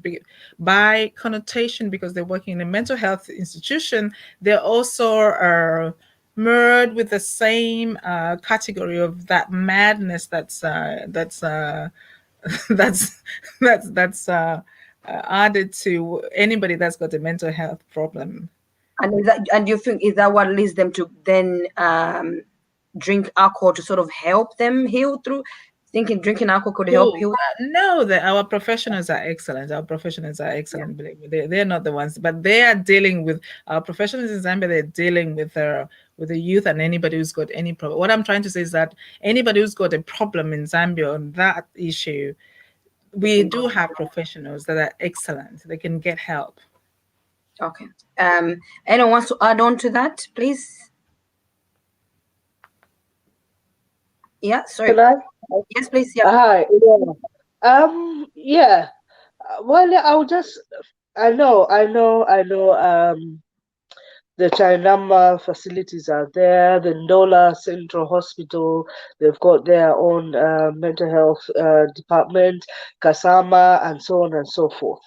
But like what Maria is rightly saying, if you say that I know the professionals are there, I know the facilities are there, but what I know is that people don't rarely access these facilities. And why I say that, there are two things. Mental health is one very underfunded section or department, or I don't even know what to call it especially in Zambia, for example. It's underfunded. And it's like people don't take it as seriously an illness as they would take a physical health, physical illness, And then two is the stigma as well. People think, I remember I had to convince somebody, beg them to take their person to Chainama, but they refused. They said blankly, no way. Well, are we going to be seen dead at Chainama? Because what will people think of us? Because if I take you back, let me give you a historical background. Well, long time ago, probably before we were all born, all of us here, it was a belief if you're going to marry into a family, there were two things that they will ask you to look out for. Yeah, you can't marry in a family where there's mental health problems. Neither can you marry in a family where there's leprosy. Yeah. Now, up to today, as we speak, It's if still people happening? hear that the family you're going to marry into there's somebody who suffers from any mental health problem, ah, it's a problem. You get so much. How can you marry into that? How can you do this and that? Because bear in mind, those people walking the streets of Zambia, for example, in Lusaka, who are called Waguni Masaka, they have family. Yeah. But why are they there? Why are they in the streets walking about naked or in all those rugs that they're going around with? They have family, they come from families. Their families even know them. They see them almost every day. So that stigma part is still there. The facility is there. We've got wonderful, wonderful professionals. I've met a lot of them, and you have rightly said it, Walia. Fantastic professionals that are working in these facilities. But the stigma is still there. And then the underfunding as well, because even if they're there, you can see that the facilities are still not, it's not up to a standard where you think, yeah, this is proper human standard. They've tried anyway. They've tried now. They've tried a lot of. A few years ago, it almost just died a natural death. There was almost no mental health department, but things have picked up and made a great improvement. So I'm hoping that as some of us go back home soon, we'll be able to be a part of these facilities, part of these professionals, to help uh, contribute to what they're already doing. So just talking about what you just said about going home. Let's say, for Uh-huh. example, when you go now that you know that it's the facilities are there, but the public are not aware of. Not, they don't go because, like you said, due to stigma, and like Orin said, it's due because it's a touch and negative thing. It's a taboo. You understand? So when you go on holiday, do you ever go to those to Zambia and actually support the Chainama or the Ndola to say, I'm a mental health nurse in the UK, I'm on holiday, I can spare 5 days to teach you tips. I don't know. Do you ever do that? Or do you feel like that's something I that won't can be a be done liar. with the health I won't minister be or something? Okay, I won't be a liar and say I've done that, gone and said I'll be a part of it. I've introduced myself, yes, and but I've never gone in and said this is what I can bring, because most of my visits are quite short, and there's so much that you can sit down and do with people. And obviously, you want first and foremost to know what they do and know what you can contribute. The only thing that I've noticed that is a bit lagging behind is the amount of information, is the robust information to, for example, dementia. Up to now, if people are still being stoned and called witches, then there's something that we're not doing. We're not um sensitizing people. We're not giving information, a lot of information to people to understand. The same way, if there's a breakout of something, that we go out there and scream and shout about it. Don't do this, mask up, sanitize, do this, do that. We can use the same kind of robust and energetic approach to things like dementia, things like schizophrenia, things like depression. Yeah. So it's about, even in the village, back in my granddad's village, Mhm. probably nobody even knows that depression is something, is an illness, and they Yeah. can ask for help about it. But if they don't know, then somebody hasn't informed them. They just leave somebody sitting under the tree there, that, oh, you Yeah. know for that's how they are, let them sit Mhm. there, they'll come out of it. Yeah. Maybe we need to be more robust, and to sensitize people in a more vigorous way, the same way that would approach any other illness. No, because I remember when I went to Zambia about 7 years ago. And before, when I'd gone before that, there was a family member who was okay, fine, normal. The next time I went on holiday, I found, they're giving him food under a tree by himself, not eating with us. And I was like, oh, what's wrong with him? Wanafunta. And that was it, really. That was it. Wanafunta, chabebaj. And I was like, oh, yeah, but why is he eating outside still? Have you, seeked help? No, it was witchcraft, I think. It's too clever, so, they did witchcraft on him.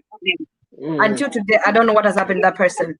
And talking about Chainama, because I know the name Chainama has been in a lot of negative talk in regard to mental illnesses in Zambia. So do you think changing the name should be considered, maybe to might help for people to go and seek help? Because I know people make jokes, Chainama, this and that. So do you think that could help, changing the name to something that people can feel not proud, but feel comfortable to go to without having that stigma? So like, let's NHS here. When you're going to NHS, it's not directly saying you're going to a mental hospital. It's when you go in there, then they direct you to the right departments. So when you're going to NHS, it could be for anything. It could be for headache. It could be for hand injury. It's only when you go to the nurse and say, "This are my issues," and then they direct you to the right department. Do you think that could help with Zambia as well, whereby the name could be changed? Can I say something? Chainama doesn't mean mental health, actually. No. That's not, no. Chainama is an area. So I know it's an area, but the name Chainama itself, it's been a negative publicity. It hasn't been put out there positively. People have made jokes about it. So when someone say Chainama, people automatically think, Nisiruja, just ignore that one. You know what I mean? The name itself, it's like an example I'd give. When a person is attached to something negative, once you start playing with that person, people say, Maria is the same like that one, when actually you're not. So that's what I mean by that. But are you going to? Okay, no, that I think. I also say, would changing the name help to make people feel like they're just going somewhere? Yeah, it's not. No, because we've got HIV centers, and the perceptions of people have changed over the years. So it's just a question of information. Under the name like Terence Higgins, you don't know it's HIV until you read about it. If that makes sense, it's not HIV. Yeah, it's the same with Chainama. It's not mental health, and except for the people that have grown up in our years, that they know that. People that are young generation, they don't know that. But I think it's a question of just information. There should be adequate information. There should be more sensitization, awareness about the importance of actually that institution. Because it's very close to isn't that very close to the Levi Monawasa Hospital now? I don't know how close it is. Yes, it is. Yes, it is. Yeah, it is. Yeah. I mean, it's a question of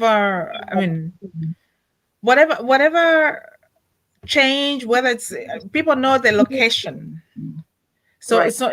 I don't think the name, when it's about branding or even for the sake of awareness, I don't think because people know their location, I don't think it's going to change people's perception just by changing the name. I think it has to be just more awareness and a lot of information given on the importance of that institution, that it can save people's lives. Yeah. People with eating disorders, people with dementia, like you say. Dementia is not supposed to be a stigmatized condition. Any condition, I mean, you're talking about brain damage, you're talking about whatever. I mean, it's just, we need to just sensitize and make our society aware that these disorders and these illnesses, they exist in a society. It's normal. We are human beings. We can experience it. Over the years, otherwise, how many places are we going to change names for? Because people don't. I mean, I think it's changing the perception is good. Maybe a name, but I think for Chainama, I don't know. So maybe maybe we should be talking to the health Minister of Health to see what support maybe from this side we could give to help publicize mental health being taken as a priority as well, so that people can seek help for it, than being seen as a taboo or a karma, or that having mental issues, it means you're not normal, something's wrong with you, or you've done something bad to somebody. Vanessa, do you want to add anything to that in terms, it could be from your own perspective or from your own community as Asian community, or? Yeah, I think the belief system needs to change.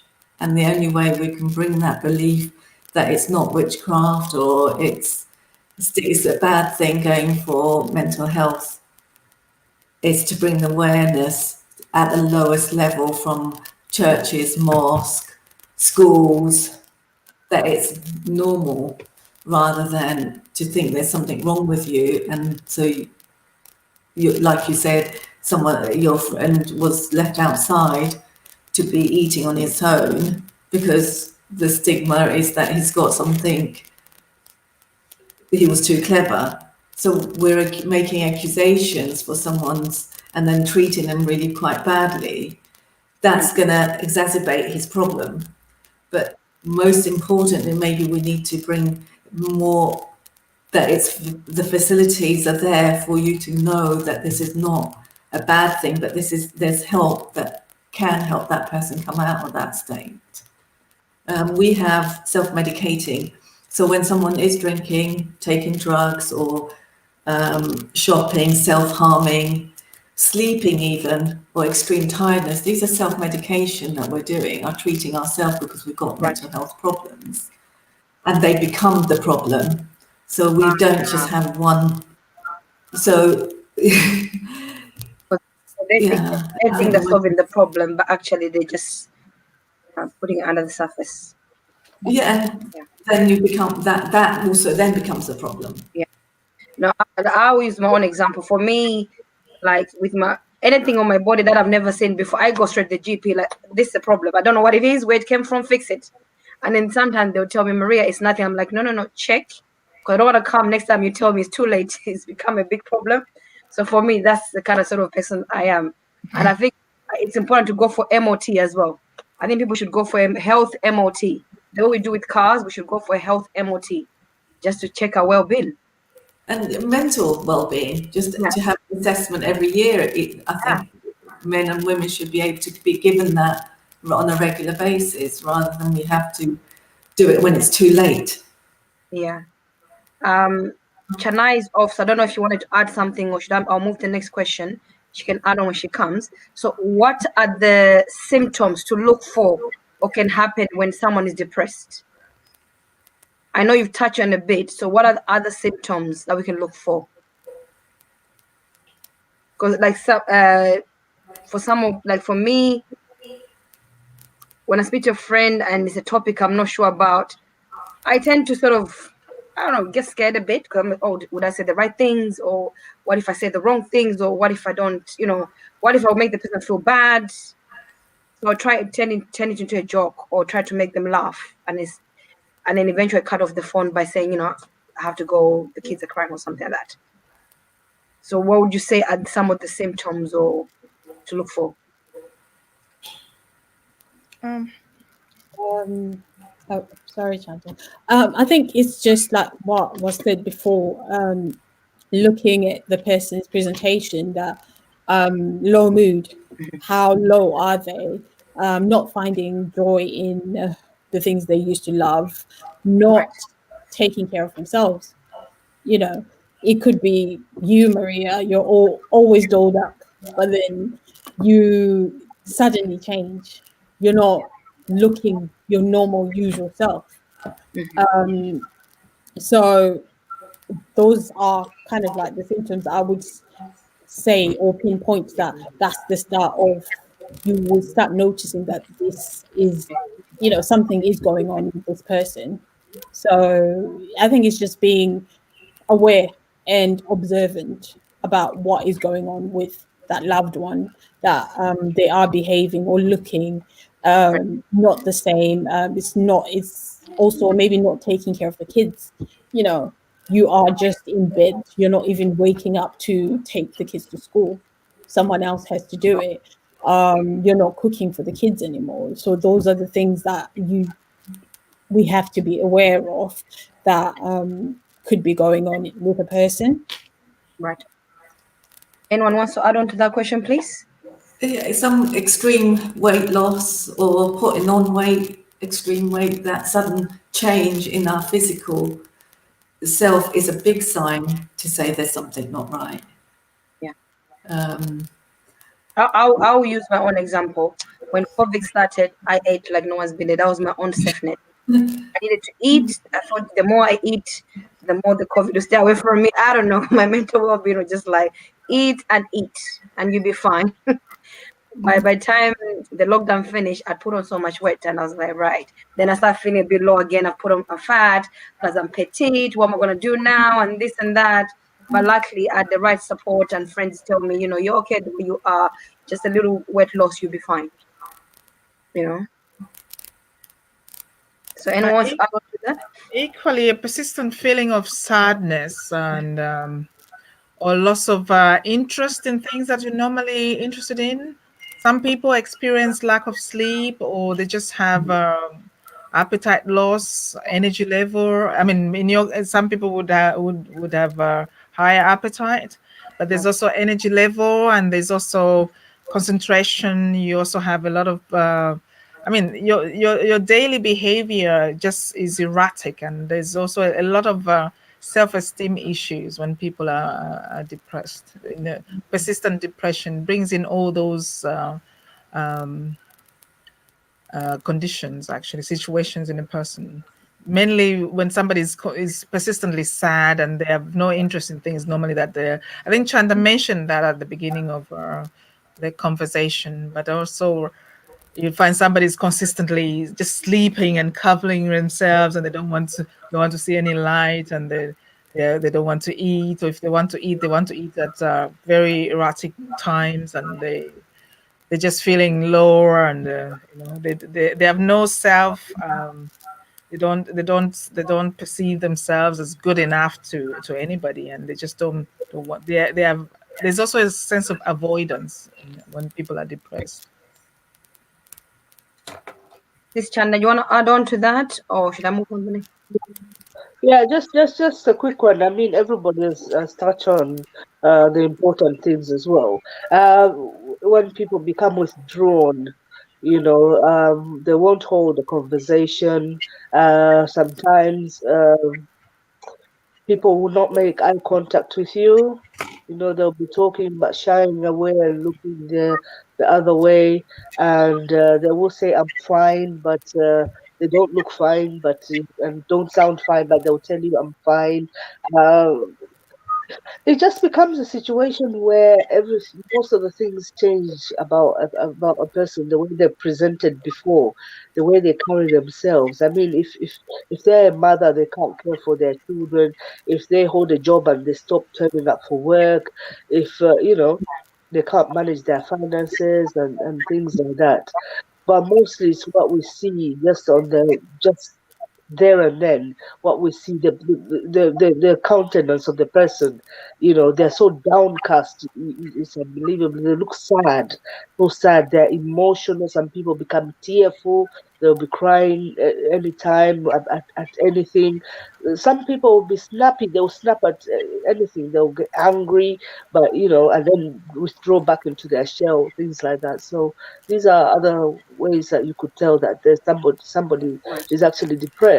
Like during this COVID right Mm. now, what are the things that you all think could do to help uh, people who are going through either mental breakdown, depression, anxiety, when we become aware?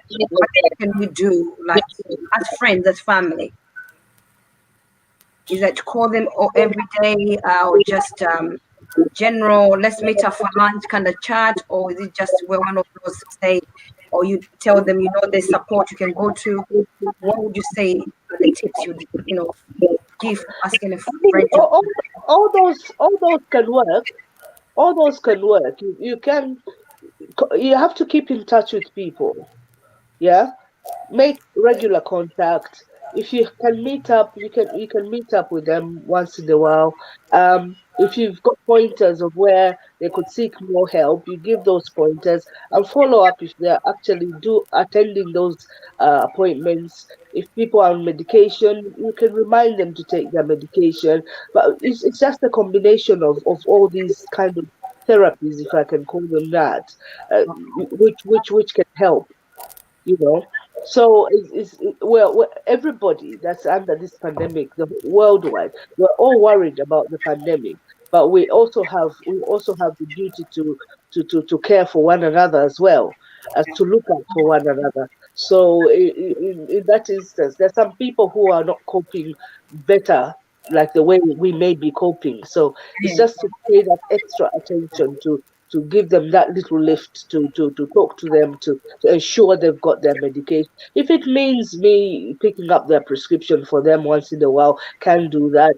Reminding them, have you had your medication? Have you eaten? Have you bathed? Providing that kind of environment where they know that somebody is actually looking out for them. Not leaving too many gaps, because it's when they fall into the radar, into those gaps, that it becomes a dangerous situation. Right. Okay. No, thank you. I was going to say maybe also take food for them or drop them off, because sometimes we don't feel like cooking, and or go for a walk with them, exercise with them. Maybe, I know with the corona, but keeping that safe distance, it's really giving them that space as well, and you're being there. It's a fine line Mhm. as a friend or family. Yeah, so there's quite a few things. Anyone? Siswalia and Chennai, do you want to add on to that? Yeah, I think it's just like what Tanda and Vanessa have said. It's being there when they need you, and letting them know when they do want to talk to you that you are available. And I think with people that I find that some people who are self-isolating over the first lockdown have then suffered that withdrawal of human contact. They didn't see people for, I don't know, 3 months, 4 months, that we had to self-isolate, that they had to self-isolate. So in that time, what could have helped is, everyone's on that Zoom wagon. So why not do a family Zoom meeting, or, family game night? It's those using technology to let the person know that they might be self-isolating, or they might be alone at home, but they're not alone, include them in things that you're doing. Um, so I think it's just supporting them when they do need it. Siswalia, anything you want to add on to that? Yeah, I mean, we're talking about reaching out and making sure that we checking up on each other. I think everything starts from home. I mean, if we're not alone, we should also start from the people within our environment in the house. How are we dealing with that? Because that's our energy source for us to support others. So we need to start from the home base to see how we communicating, how we managing, because it's also uh, not easy with the being confined, that suddenly, even when adults are supposed to be outside the home with the confinement, some of us have decided to just all be like together. I think it's important, even within that home confinement, that you find a way of dealing with it. Once you are okay with that, it's easy for you to be out there, to have the energy to support others outside. Because if you depleted energy wise within your home setting, you cannot have enough energy to deal with other people's issues, because it's very taxing on everybody. But I think especially we should pay special attention to the youth, because they are very largely affected, because they are very active. The children and the young people, they're outdoor. I mean, I call children like outdoor plants. I mean, they need to be outside. For them, that confinement, and if you need to give them the support to go and have to go out and do some exercise that we're allowed to do, just take that time, even if you don't feel like doing it, just for the sake of making sure that we also have support each other within our home bases, because with that it's easy for us to support other people outside. Yeah, no, thank you so much. The next question, which is, I think, the second last, where can people go when they have mental health for support in the UK? So if I can start with all the UK specialists, and then I'll end with you, Siswani. Where can people go or I know you mentioned a few, but could you please here tell the audience where they could go for help so they know it's there? Whether it's here in Zambia, wherever, just let them know where they can go and get help, please. Anyone can start.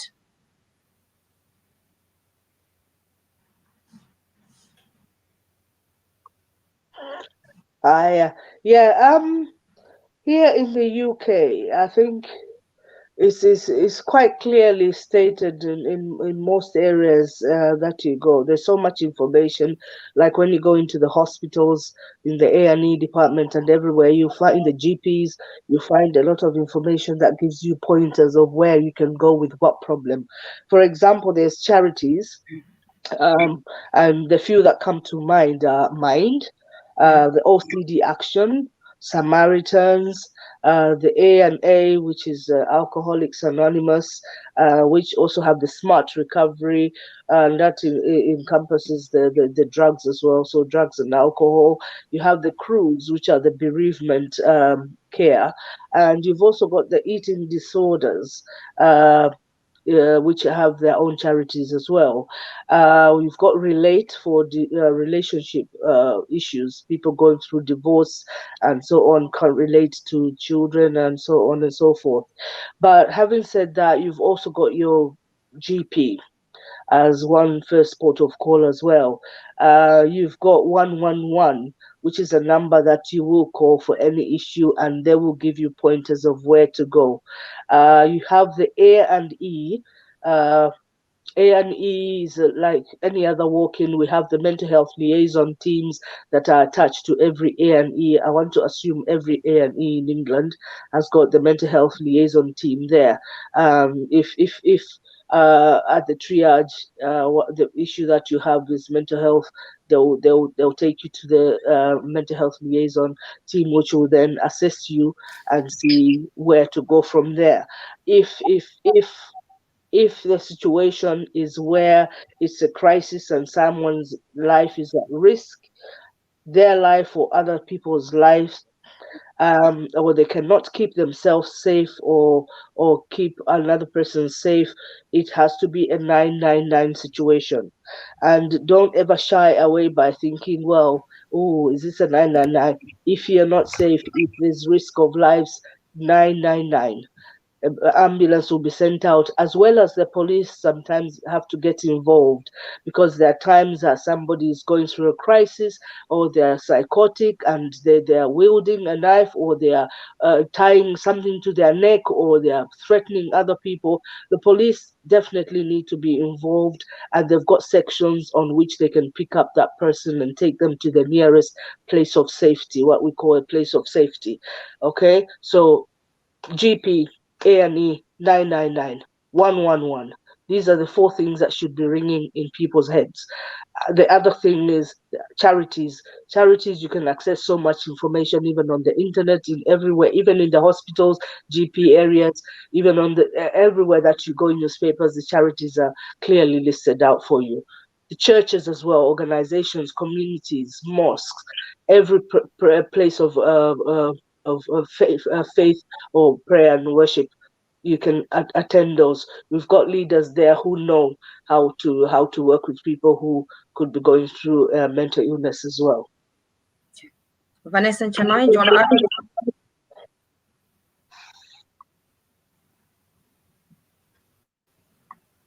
And children's centres.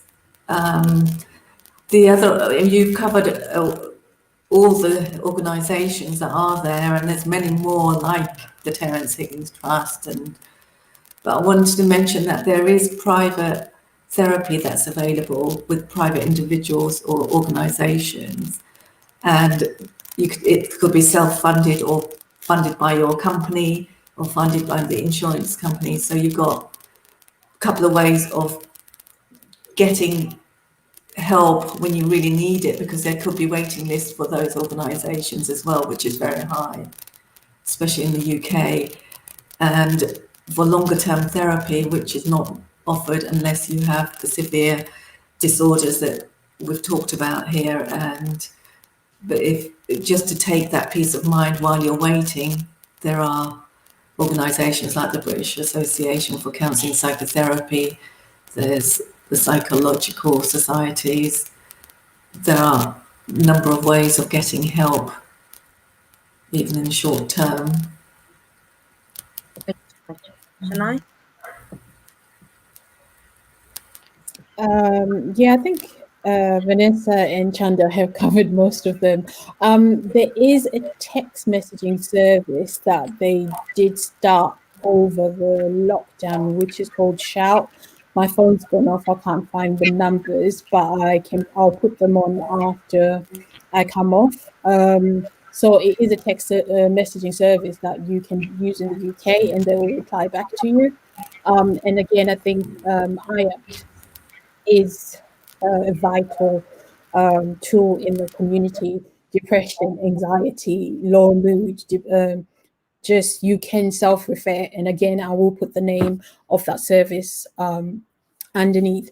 And then if you're in Zimbabwe, I found something that is quite helpful. It's called the Friendship Bench, where I think there were about 40 or over grandmothers who were trained to do a form of talking therapy.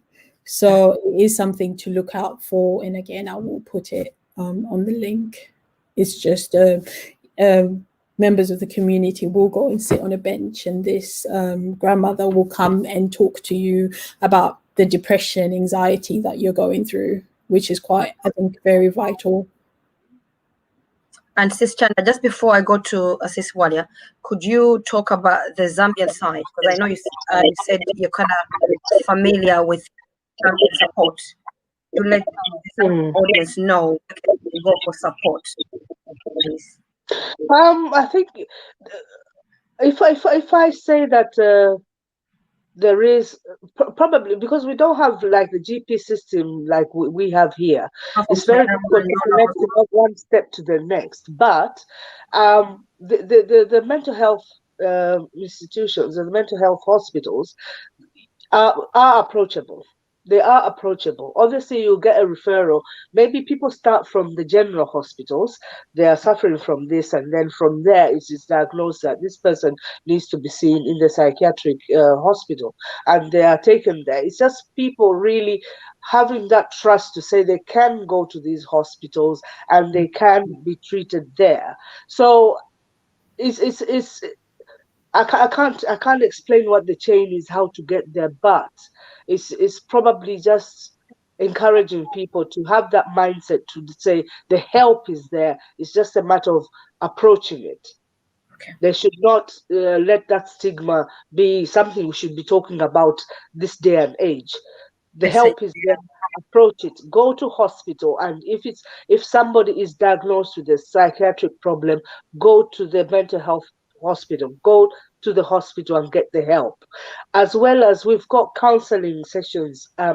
There is a young lady. She's a counselor in Zambia. Her name is Humba. You know, Wumba Malambo. She's done wonderful things on Facebook. She does counseling sessions, and she's been dealing with issues of abuse. Abuse. So she's building. Actually, this is a good platform to talk about this. She's building a counseling center somewhere in Zambia, the southern province. They're building a counseling center, and she's trying to raise some money to finish off this building. Now, this is one thing that we haven't really tapped on in Zambia: counseling areas where people can actually go to for counseling.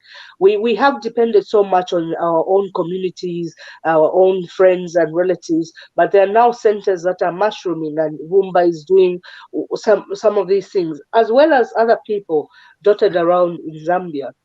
So it's finding these centers and being able to approach them that you've got a problem, as well as, again, in Zambia, the churches, religious organizations that you can approach for counseling or for intervention in any way. But it's all about the mindset, being able to look for that help and not feeling stigmatized about approaching somebody for help. No, thank you so much for sharing it. With Mumba, I follow her, and she really does quite a lot.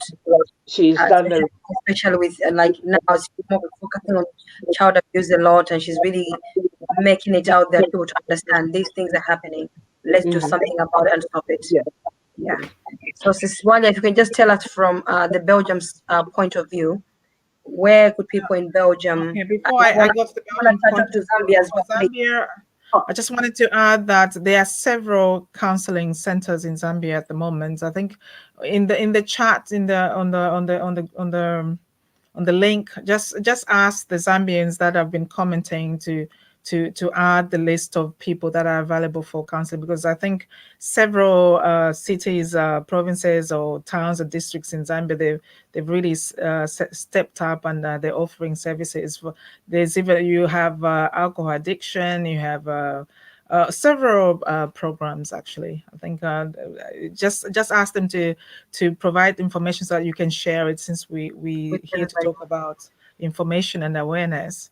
And as far as the Belgian consultations are concerned, because for most specialist services, I mean, normally we go through the general practitioner, but for psychiatrists or psychotherapists or counselors, psychologists, normally you don't need to go through a general practitioner to make an appointment.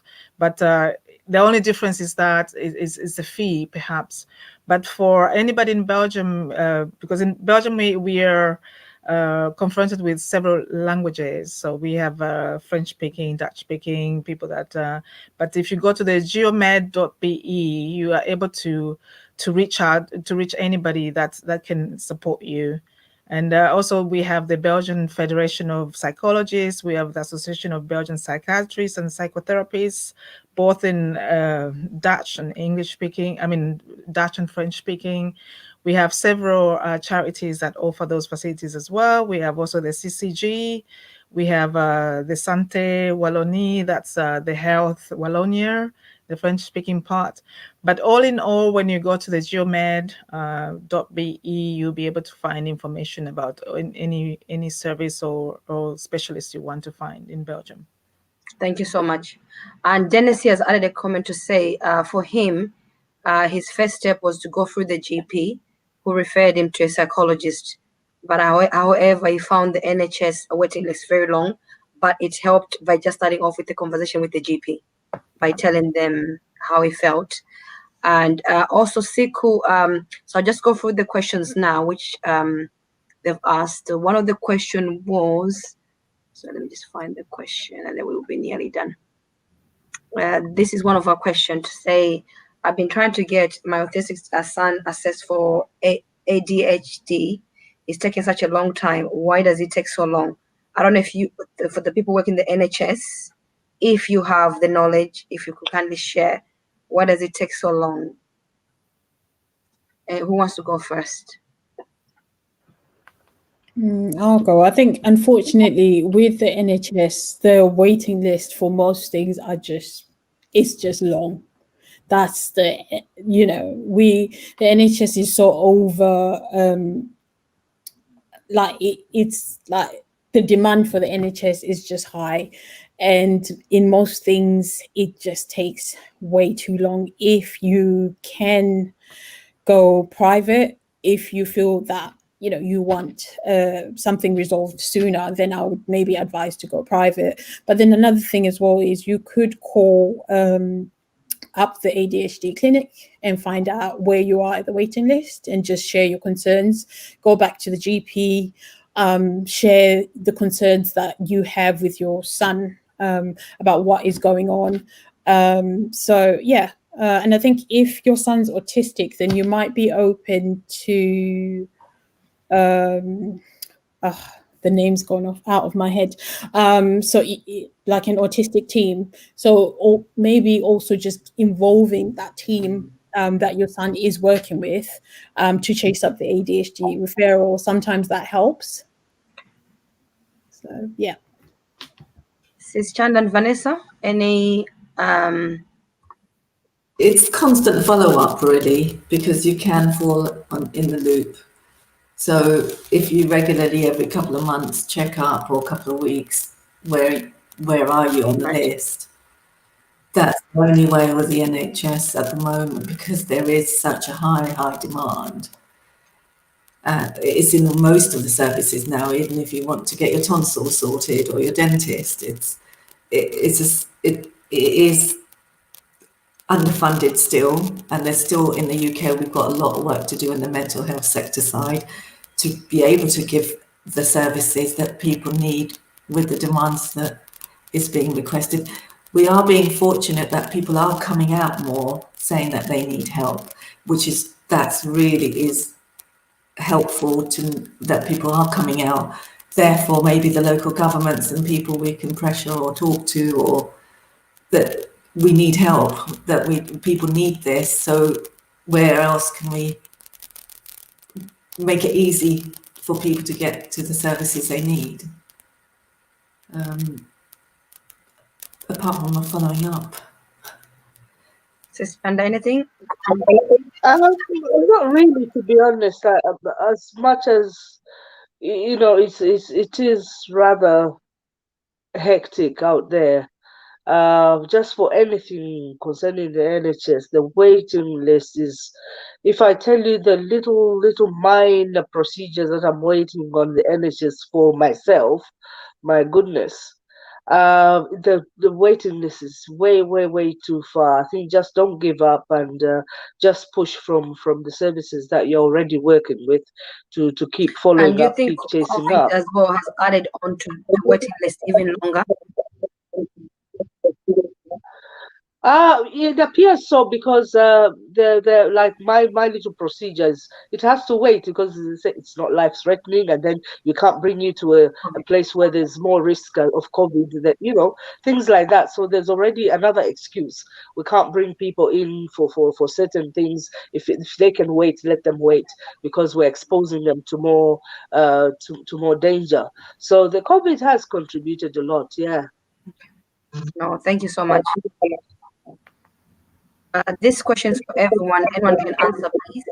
If you suspect someone you know is going through a mental breakdown, is there a procedure around reporting it to relevant people to seek help for them in England or in Belgium? Anyone can start, please. Can I do it for Belgium, so that, because I mean, that, like I explained at the beginning, the process usually is actually just to consult one of the psychiatry or the psychology departments at the hospitals, because we have residents and daily intake facilities that deal with that. We all over Belgium, we do have those facilities that are not necessary at the general hospitals, but they deal with all sorts of disorders and mental illnesses, ranging from anything to all the lot we went through. So I mean, the step I usually take when I see that, I usually refer them to that. If somebody's got a breakdown and it's very acute, you just the nearest place, maybe the hospital where they have.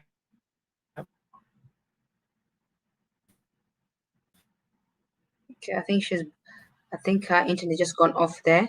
So in the UK, Vanessa? It's the same here, that with anyone who is in that state, you would call their GP if you have their details, or call the ambulance, or 999, or take them to the hospital when that's severe it is. But with I wanted to go back to the lady who was wanted about her autistic child. Yeah. Underage children of that young age, private therapists, they don't tend to do an assessments at that age unless they go through the NHS. So she would just going back to the lady that asked earlier. Yeah, okay. Now, do you want to add on to Dennis' question? I think also the home treatment team is a good service to know and have the number for. It is they are the gatekeepers between community and the acute mental health board. So they will work with you in the community. They will come and visit you at home every day or twice a day, supervised medication. So they are working with you to keep you in the community for as long as possible, before we say, okay, you might then need an admission into hospital for assessment or treatment. So they are the first port of call with the GP and psych liaison as well. So that's a good number to have for any loved one that you think is experiencing a breakdown. And is this, I think this will be the second last question. Do you believe that mental health is related to deficiency in the vitamins and minerals, and through test-based nutrition addressed it incorporated with consulting? So I don't know how you could answer this one. Can I like to say that work I do, one of the things I find is nutrients and vitamins and minerals and the food we eat is really affects our mental health, even physical health. A lot of people are not trained in like GPs are trained in general medication. Psychotherapists, we're not, some have gone into going into nutrition, but we haven't, so as a psychotherapist counsellor, I haven't trained in nutrition, but I do know how it affects me. So therefore I can share and how it's been affecting my clients. But we do know it does have an effect in our moods, in our behaviour, having the lack of vitamins and minerals and when we eat certain foods. Right. Any addition to that? I think I have to agree. From a personal point of view, a few years ago, I had a vitamin D deficiency. And what I went through, the mood, the depression that I went through, it was horrible. I just didn't feel like myself. And when I got to the GP, had a blood test, and then he's like, "Oh my goodness, your levels are depleted." I had to take the highest dose of vitamin D to, get the levels normalized, and I still take vitamin D up until now. So there is that correlation between the vitamins and what we put in our body and our mental health. I think it's just about knowing what is going on. And I think, as mentioned before, your yearly health check is important. When the GP writes to you to say, come in for your health check, do not take that, as, oh, the GP is bothering me. Go to the GP and get that sorted. You don't know what's going on. You don't know how those deficiencies are impacting on your physical and your mental health. So it is very, very important to take up the annual physical check with the GP. Okay. Yeah. And the other question, I think you touched on this question, but I don't know if someone wants to finalize it. Why is mental health not accepted, or should I say not understood in the third world countries? I know you touched it, so anyone can touch on this one, please. Yeah. Say something, Marie. Just to quickly just go back to the previous question. You see, yeah, about the deficiencies and all that. Another one area that we tend to overlook and forget is menopause. Women going through menopause, there's a lot of issues attached to the menopause that can bring about mental illness. Okay, I know it's hormonal issues and so on and so forth, but there's a lot of issues there that it's a topic for another day. But the menopause is one thing that women need to be encouraged as well to open up to how they're feeling and to talk to their GPs and get the help that they need. I'm talking from experience where I've had such a the roughest ride you can ever think of, but at the end of the day is seeking for that help as well. Oh wow, fantastic. And in at the same addition to this question, they're saying, how do you know what your is actually working for you in terms of those differences? So like Chennai, how she said taking the vitamin D, or you, Vanessa. The person wants to know from that vitamin, how do you know they're currently working? Do you go for a retest to the GP? You'll feel it already. You'll feel it mentally, emotionally, physically, how it's working or not, because only your body is there. You can go for a test and see what level, how it's increased or decreased in the different vitamins and minerals in your body. But the result is what you're experiencing. And sometimes these external minerals that you're taking can take a few weeks to build into your system. Whereas the other, like food, if you're daily taking it, you will know which food makes you feel good or not. For the first time in like 10 years, we bought processed food yesterday, 2 days ago, and I got a cyst and my mouth has been burnt. So I know I can't eat this microwave food. This has really burnt my mouth and it's given me ulcer. So I know I'm never going to go back for that, but I know it's not good for me. But I think the only way you'd know is by your own experience, what's changing for you, and monitoring your body, your feeling, and keeping a track of how you're behaving and experiencing. So, Chennai, how would you sort of, I know you said you went to the GP and then they gave you the medication and you took it. How it's working? Have you gone back since then, or? Oh yeah. So this was about 4 years ago. But like Vanessa has said, it is a process. I think it took about 4 to 6 weeks for me to notice a difference. But my mood instantly, started lifting. I felt better in myself. I had more energy to do things. But I did still go back to get my another blood test taken, and every year I still go to the GP and just do my annual MOT. So if they show that okay, it's slightly low or you're anemic or whatever is going on, then you deal with it at that time, and yeah, you get it sorted. So. Well, do you want to add on to that, or? I just wanted to comment on the fact that we tend to overlook the effect of activity in our daily well-being. I think whatever we eat, whatever, we should never forget that any form of activity, I mean, whatever you call it, whether you're walking or you're doing sports but just activity is very, very important for the mental well-being for any human being.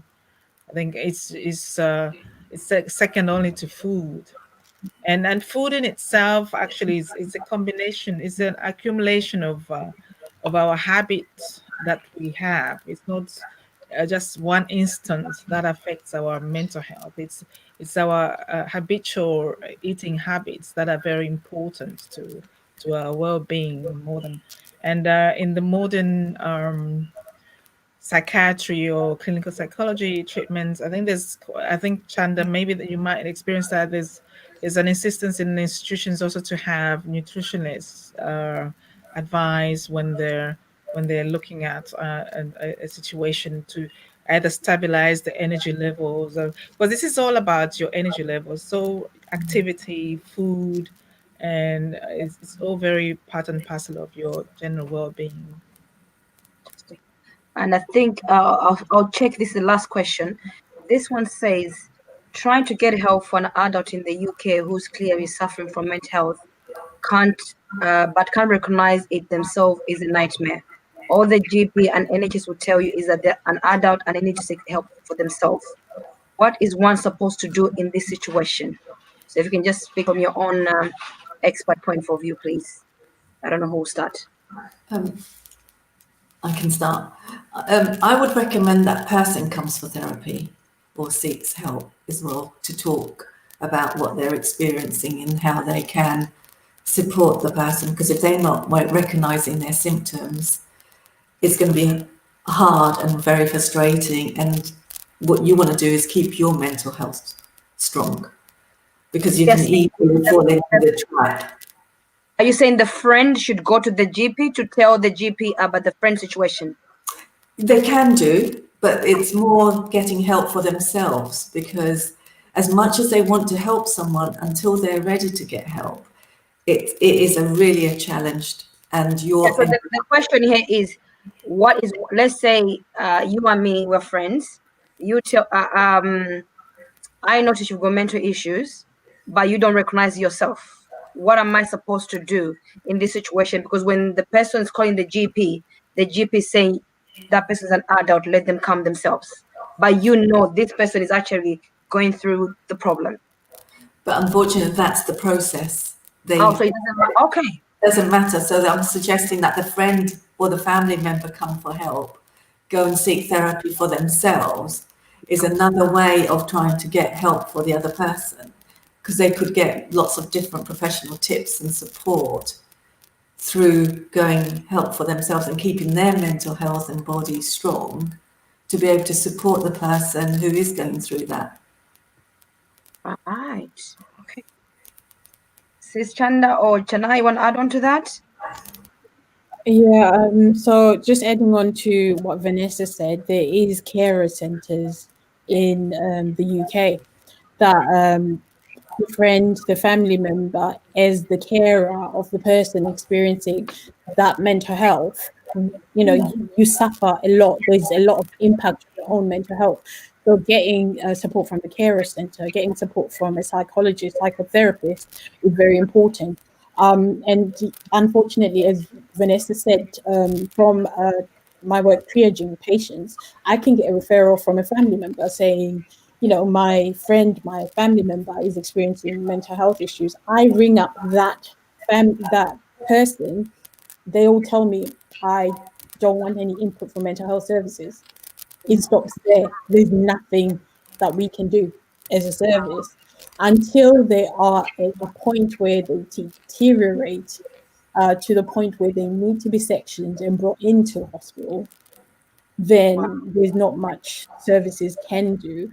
What we advise the friends, family members is to keep an eye on the person. If they do become a risk to themselves or other people, then it is a matter of getting the police involved, trying to get them seen by an AMP and the Section 12 doctors, and then sectioning them to bring them into hospital to get the help they need. I think it's just understanding that they do not have that insight that they are actually mentally ill. Wow. So it's not that they are just, playing around. They just do not know at that point that they are ill. And it takes a long time to get that insight into your mental illness when you're not well. Wow. Sis Chanda, any comment on that? I think Chennai has put it in a nutshell, really. It's the same procedure, same protocols, really. The person suffering, if they can't recognize that they're going through a mental illness, but you've got all the list of symptoms that you're seeing that this person clearly is suffering from this illness, that in itself is an issue that they probably need sectioning, because they probably lack insight or even capacity, to make that decision to say, well, I'm well or I'm not well enough to go into hospital. So what are they presenting? How is the presentation? What are the risks? When you sit and explain to somebody, then they will say that person needs, assessment, mental health act assessment, where they either be sectioned or not. But that does help. So it's exactly what Janaya said. Okay, really. no, thank you. Sis Walia, any?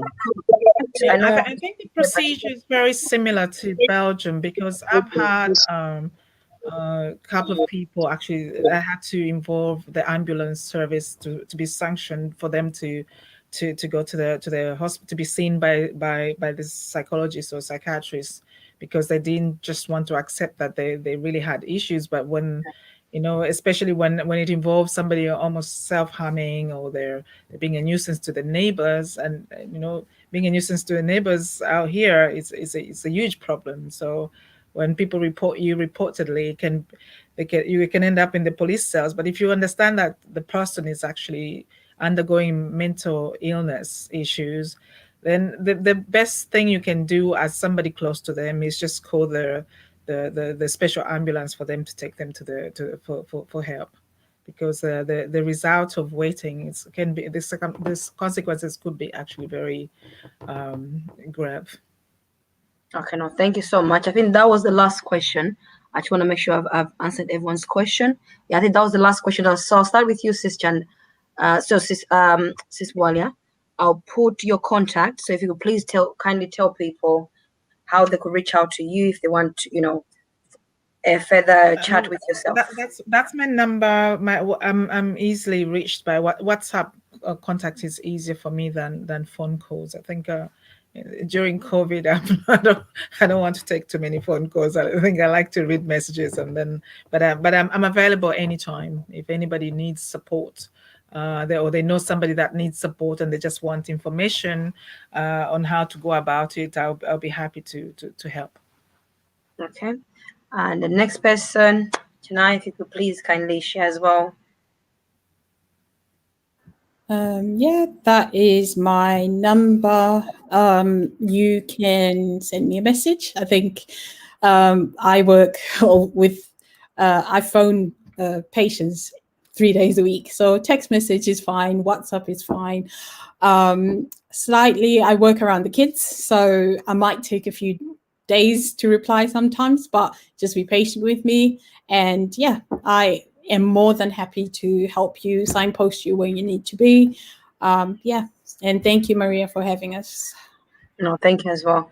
And Vanessa, if you could please as well. Oh, sorry. If you can start again, sorry, you are muted.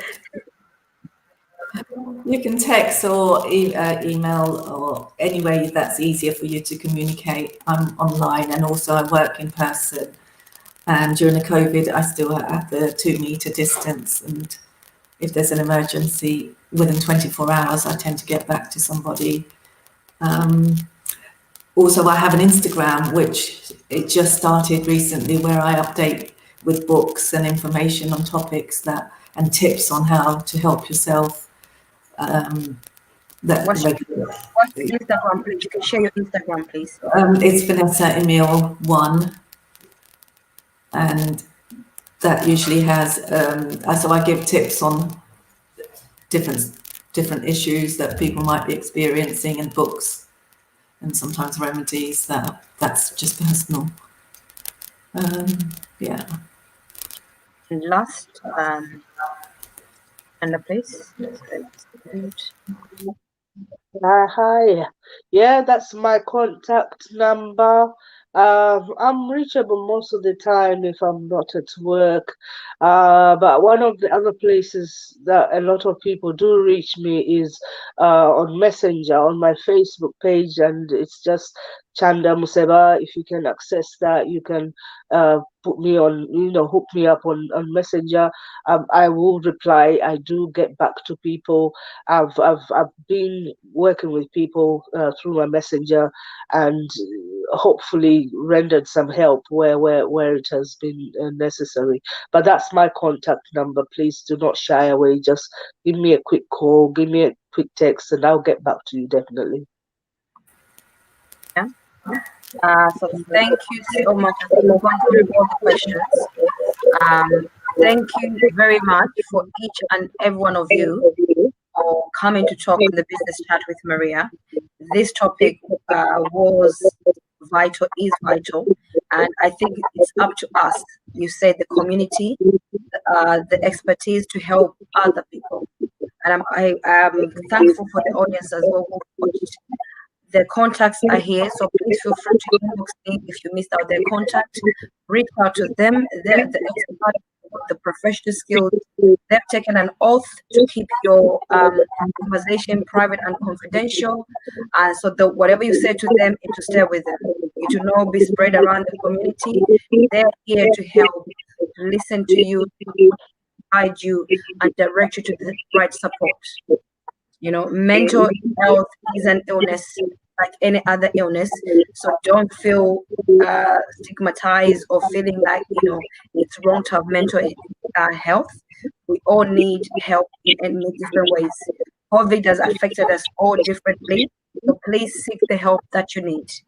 UK, there's so much support. In Zambia, there's so much support. In Zimbabwe, there's so much support as well. In the Asian community, there's so much support. In Belgium, there's so much support. So please reach out to the guest speakers. If you've missed out their number, do let me know, and I'll share again the contact so that they can give you the support you need. Is there anything you want to say before you leave? Everyone has said this has been very educational, so thank you very much. Mesa said, well done, ladies. And Tayana said, thank you for answering a question about helping an adult who doesn't believe they've got the mental issues, but the family know they've got mental issues as well. So is there anything you'd like to say before you leave? You could kind of please say your goodbyes to the audience. I just wanted to say thank you to you, Maria. Thank you for inviting me to the panel. It was my pleasure. And nice meeting my fellow panelists. Yes. Good meeting you all. I hope we can exchange our experiences. It's always important to have each other to, it gets very tough sometimes for us practitioners as well. No, it's an honor to have you, and thank you so much for accepting to be my guest speaker today, as it wouldn't have been possible without you. So thank you so much for sparing your time. I really appreciate it. Chanai, anything you want to say before? No, just thank you for having us and highlighting the topic of mental health illnesses. It is very important in our communities, especially. Just awareness is important. So thank you for talking about it. And I think there's still work to be done, but we are on the right track. Yeah, no, thank you to you as well. You. Vanessa, please. Let me unmute you. Sorry. Yeah. Sorry, I forgot. I need to. Yeah, I'd like to say thank you so much for this opportunity, and I hope it does help people. One thing is, please do get in touch with me if you need help. Don't hold back. If it's a little thing or minor thing, it's still important for you, because you are important, and your mental health is all about the health of your mind, and without it, just please do reach us. We're all here to help if we can, and take care of yourselves. And thank you, Maria, and yeah, it would be good to network. Thank you as well. Sorry, let me unmute you. Then. Yeah, thank you so much, Maria, for having me again as one of your panelists. I pray that what we have said today has reached one or two people and it is going to help them. I must say to everyone that mental illness is real and it affects real people. Yeah. And it affects anyone, any age, any color. It doesn't choose who you are. So don't feel like you're alone. There's so many different types of mental health. Feel free to speak to people you can trust. And here are the experts. Please speak to them. Isaac, thank you so much. So thank you to all the guests, and thank you to you all, my special guests. This would have not been possible without you. Thank you for sharing your expertise to help people understand what mental health is and where to go for the support. I truly, truly appreciate you all. So thank you very much. Have a lovely evening. I know we've gone beyond our hour, but this was a topic that we needed to finish. We could have cut it halfway. Yeah, thank you so much. Good evening, everybody. Thank you. Bye.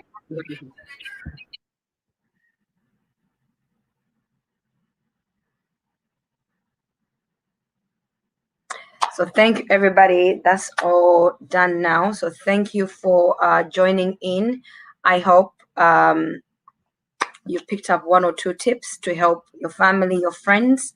If you have any queries, please inbox me, WhatsApp me, and I'll do my best to share the numbers. Thank you once again. Have a lovely weekend. Thank you.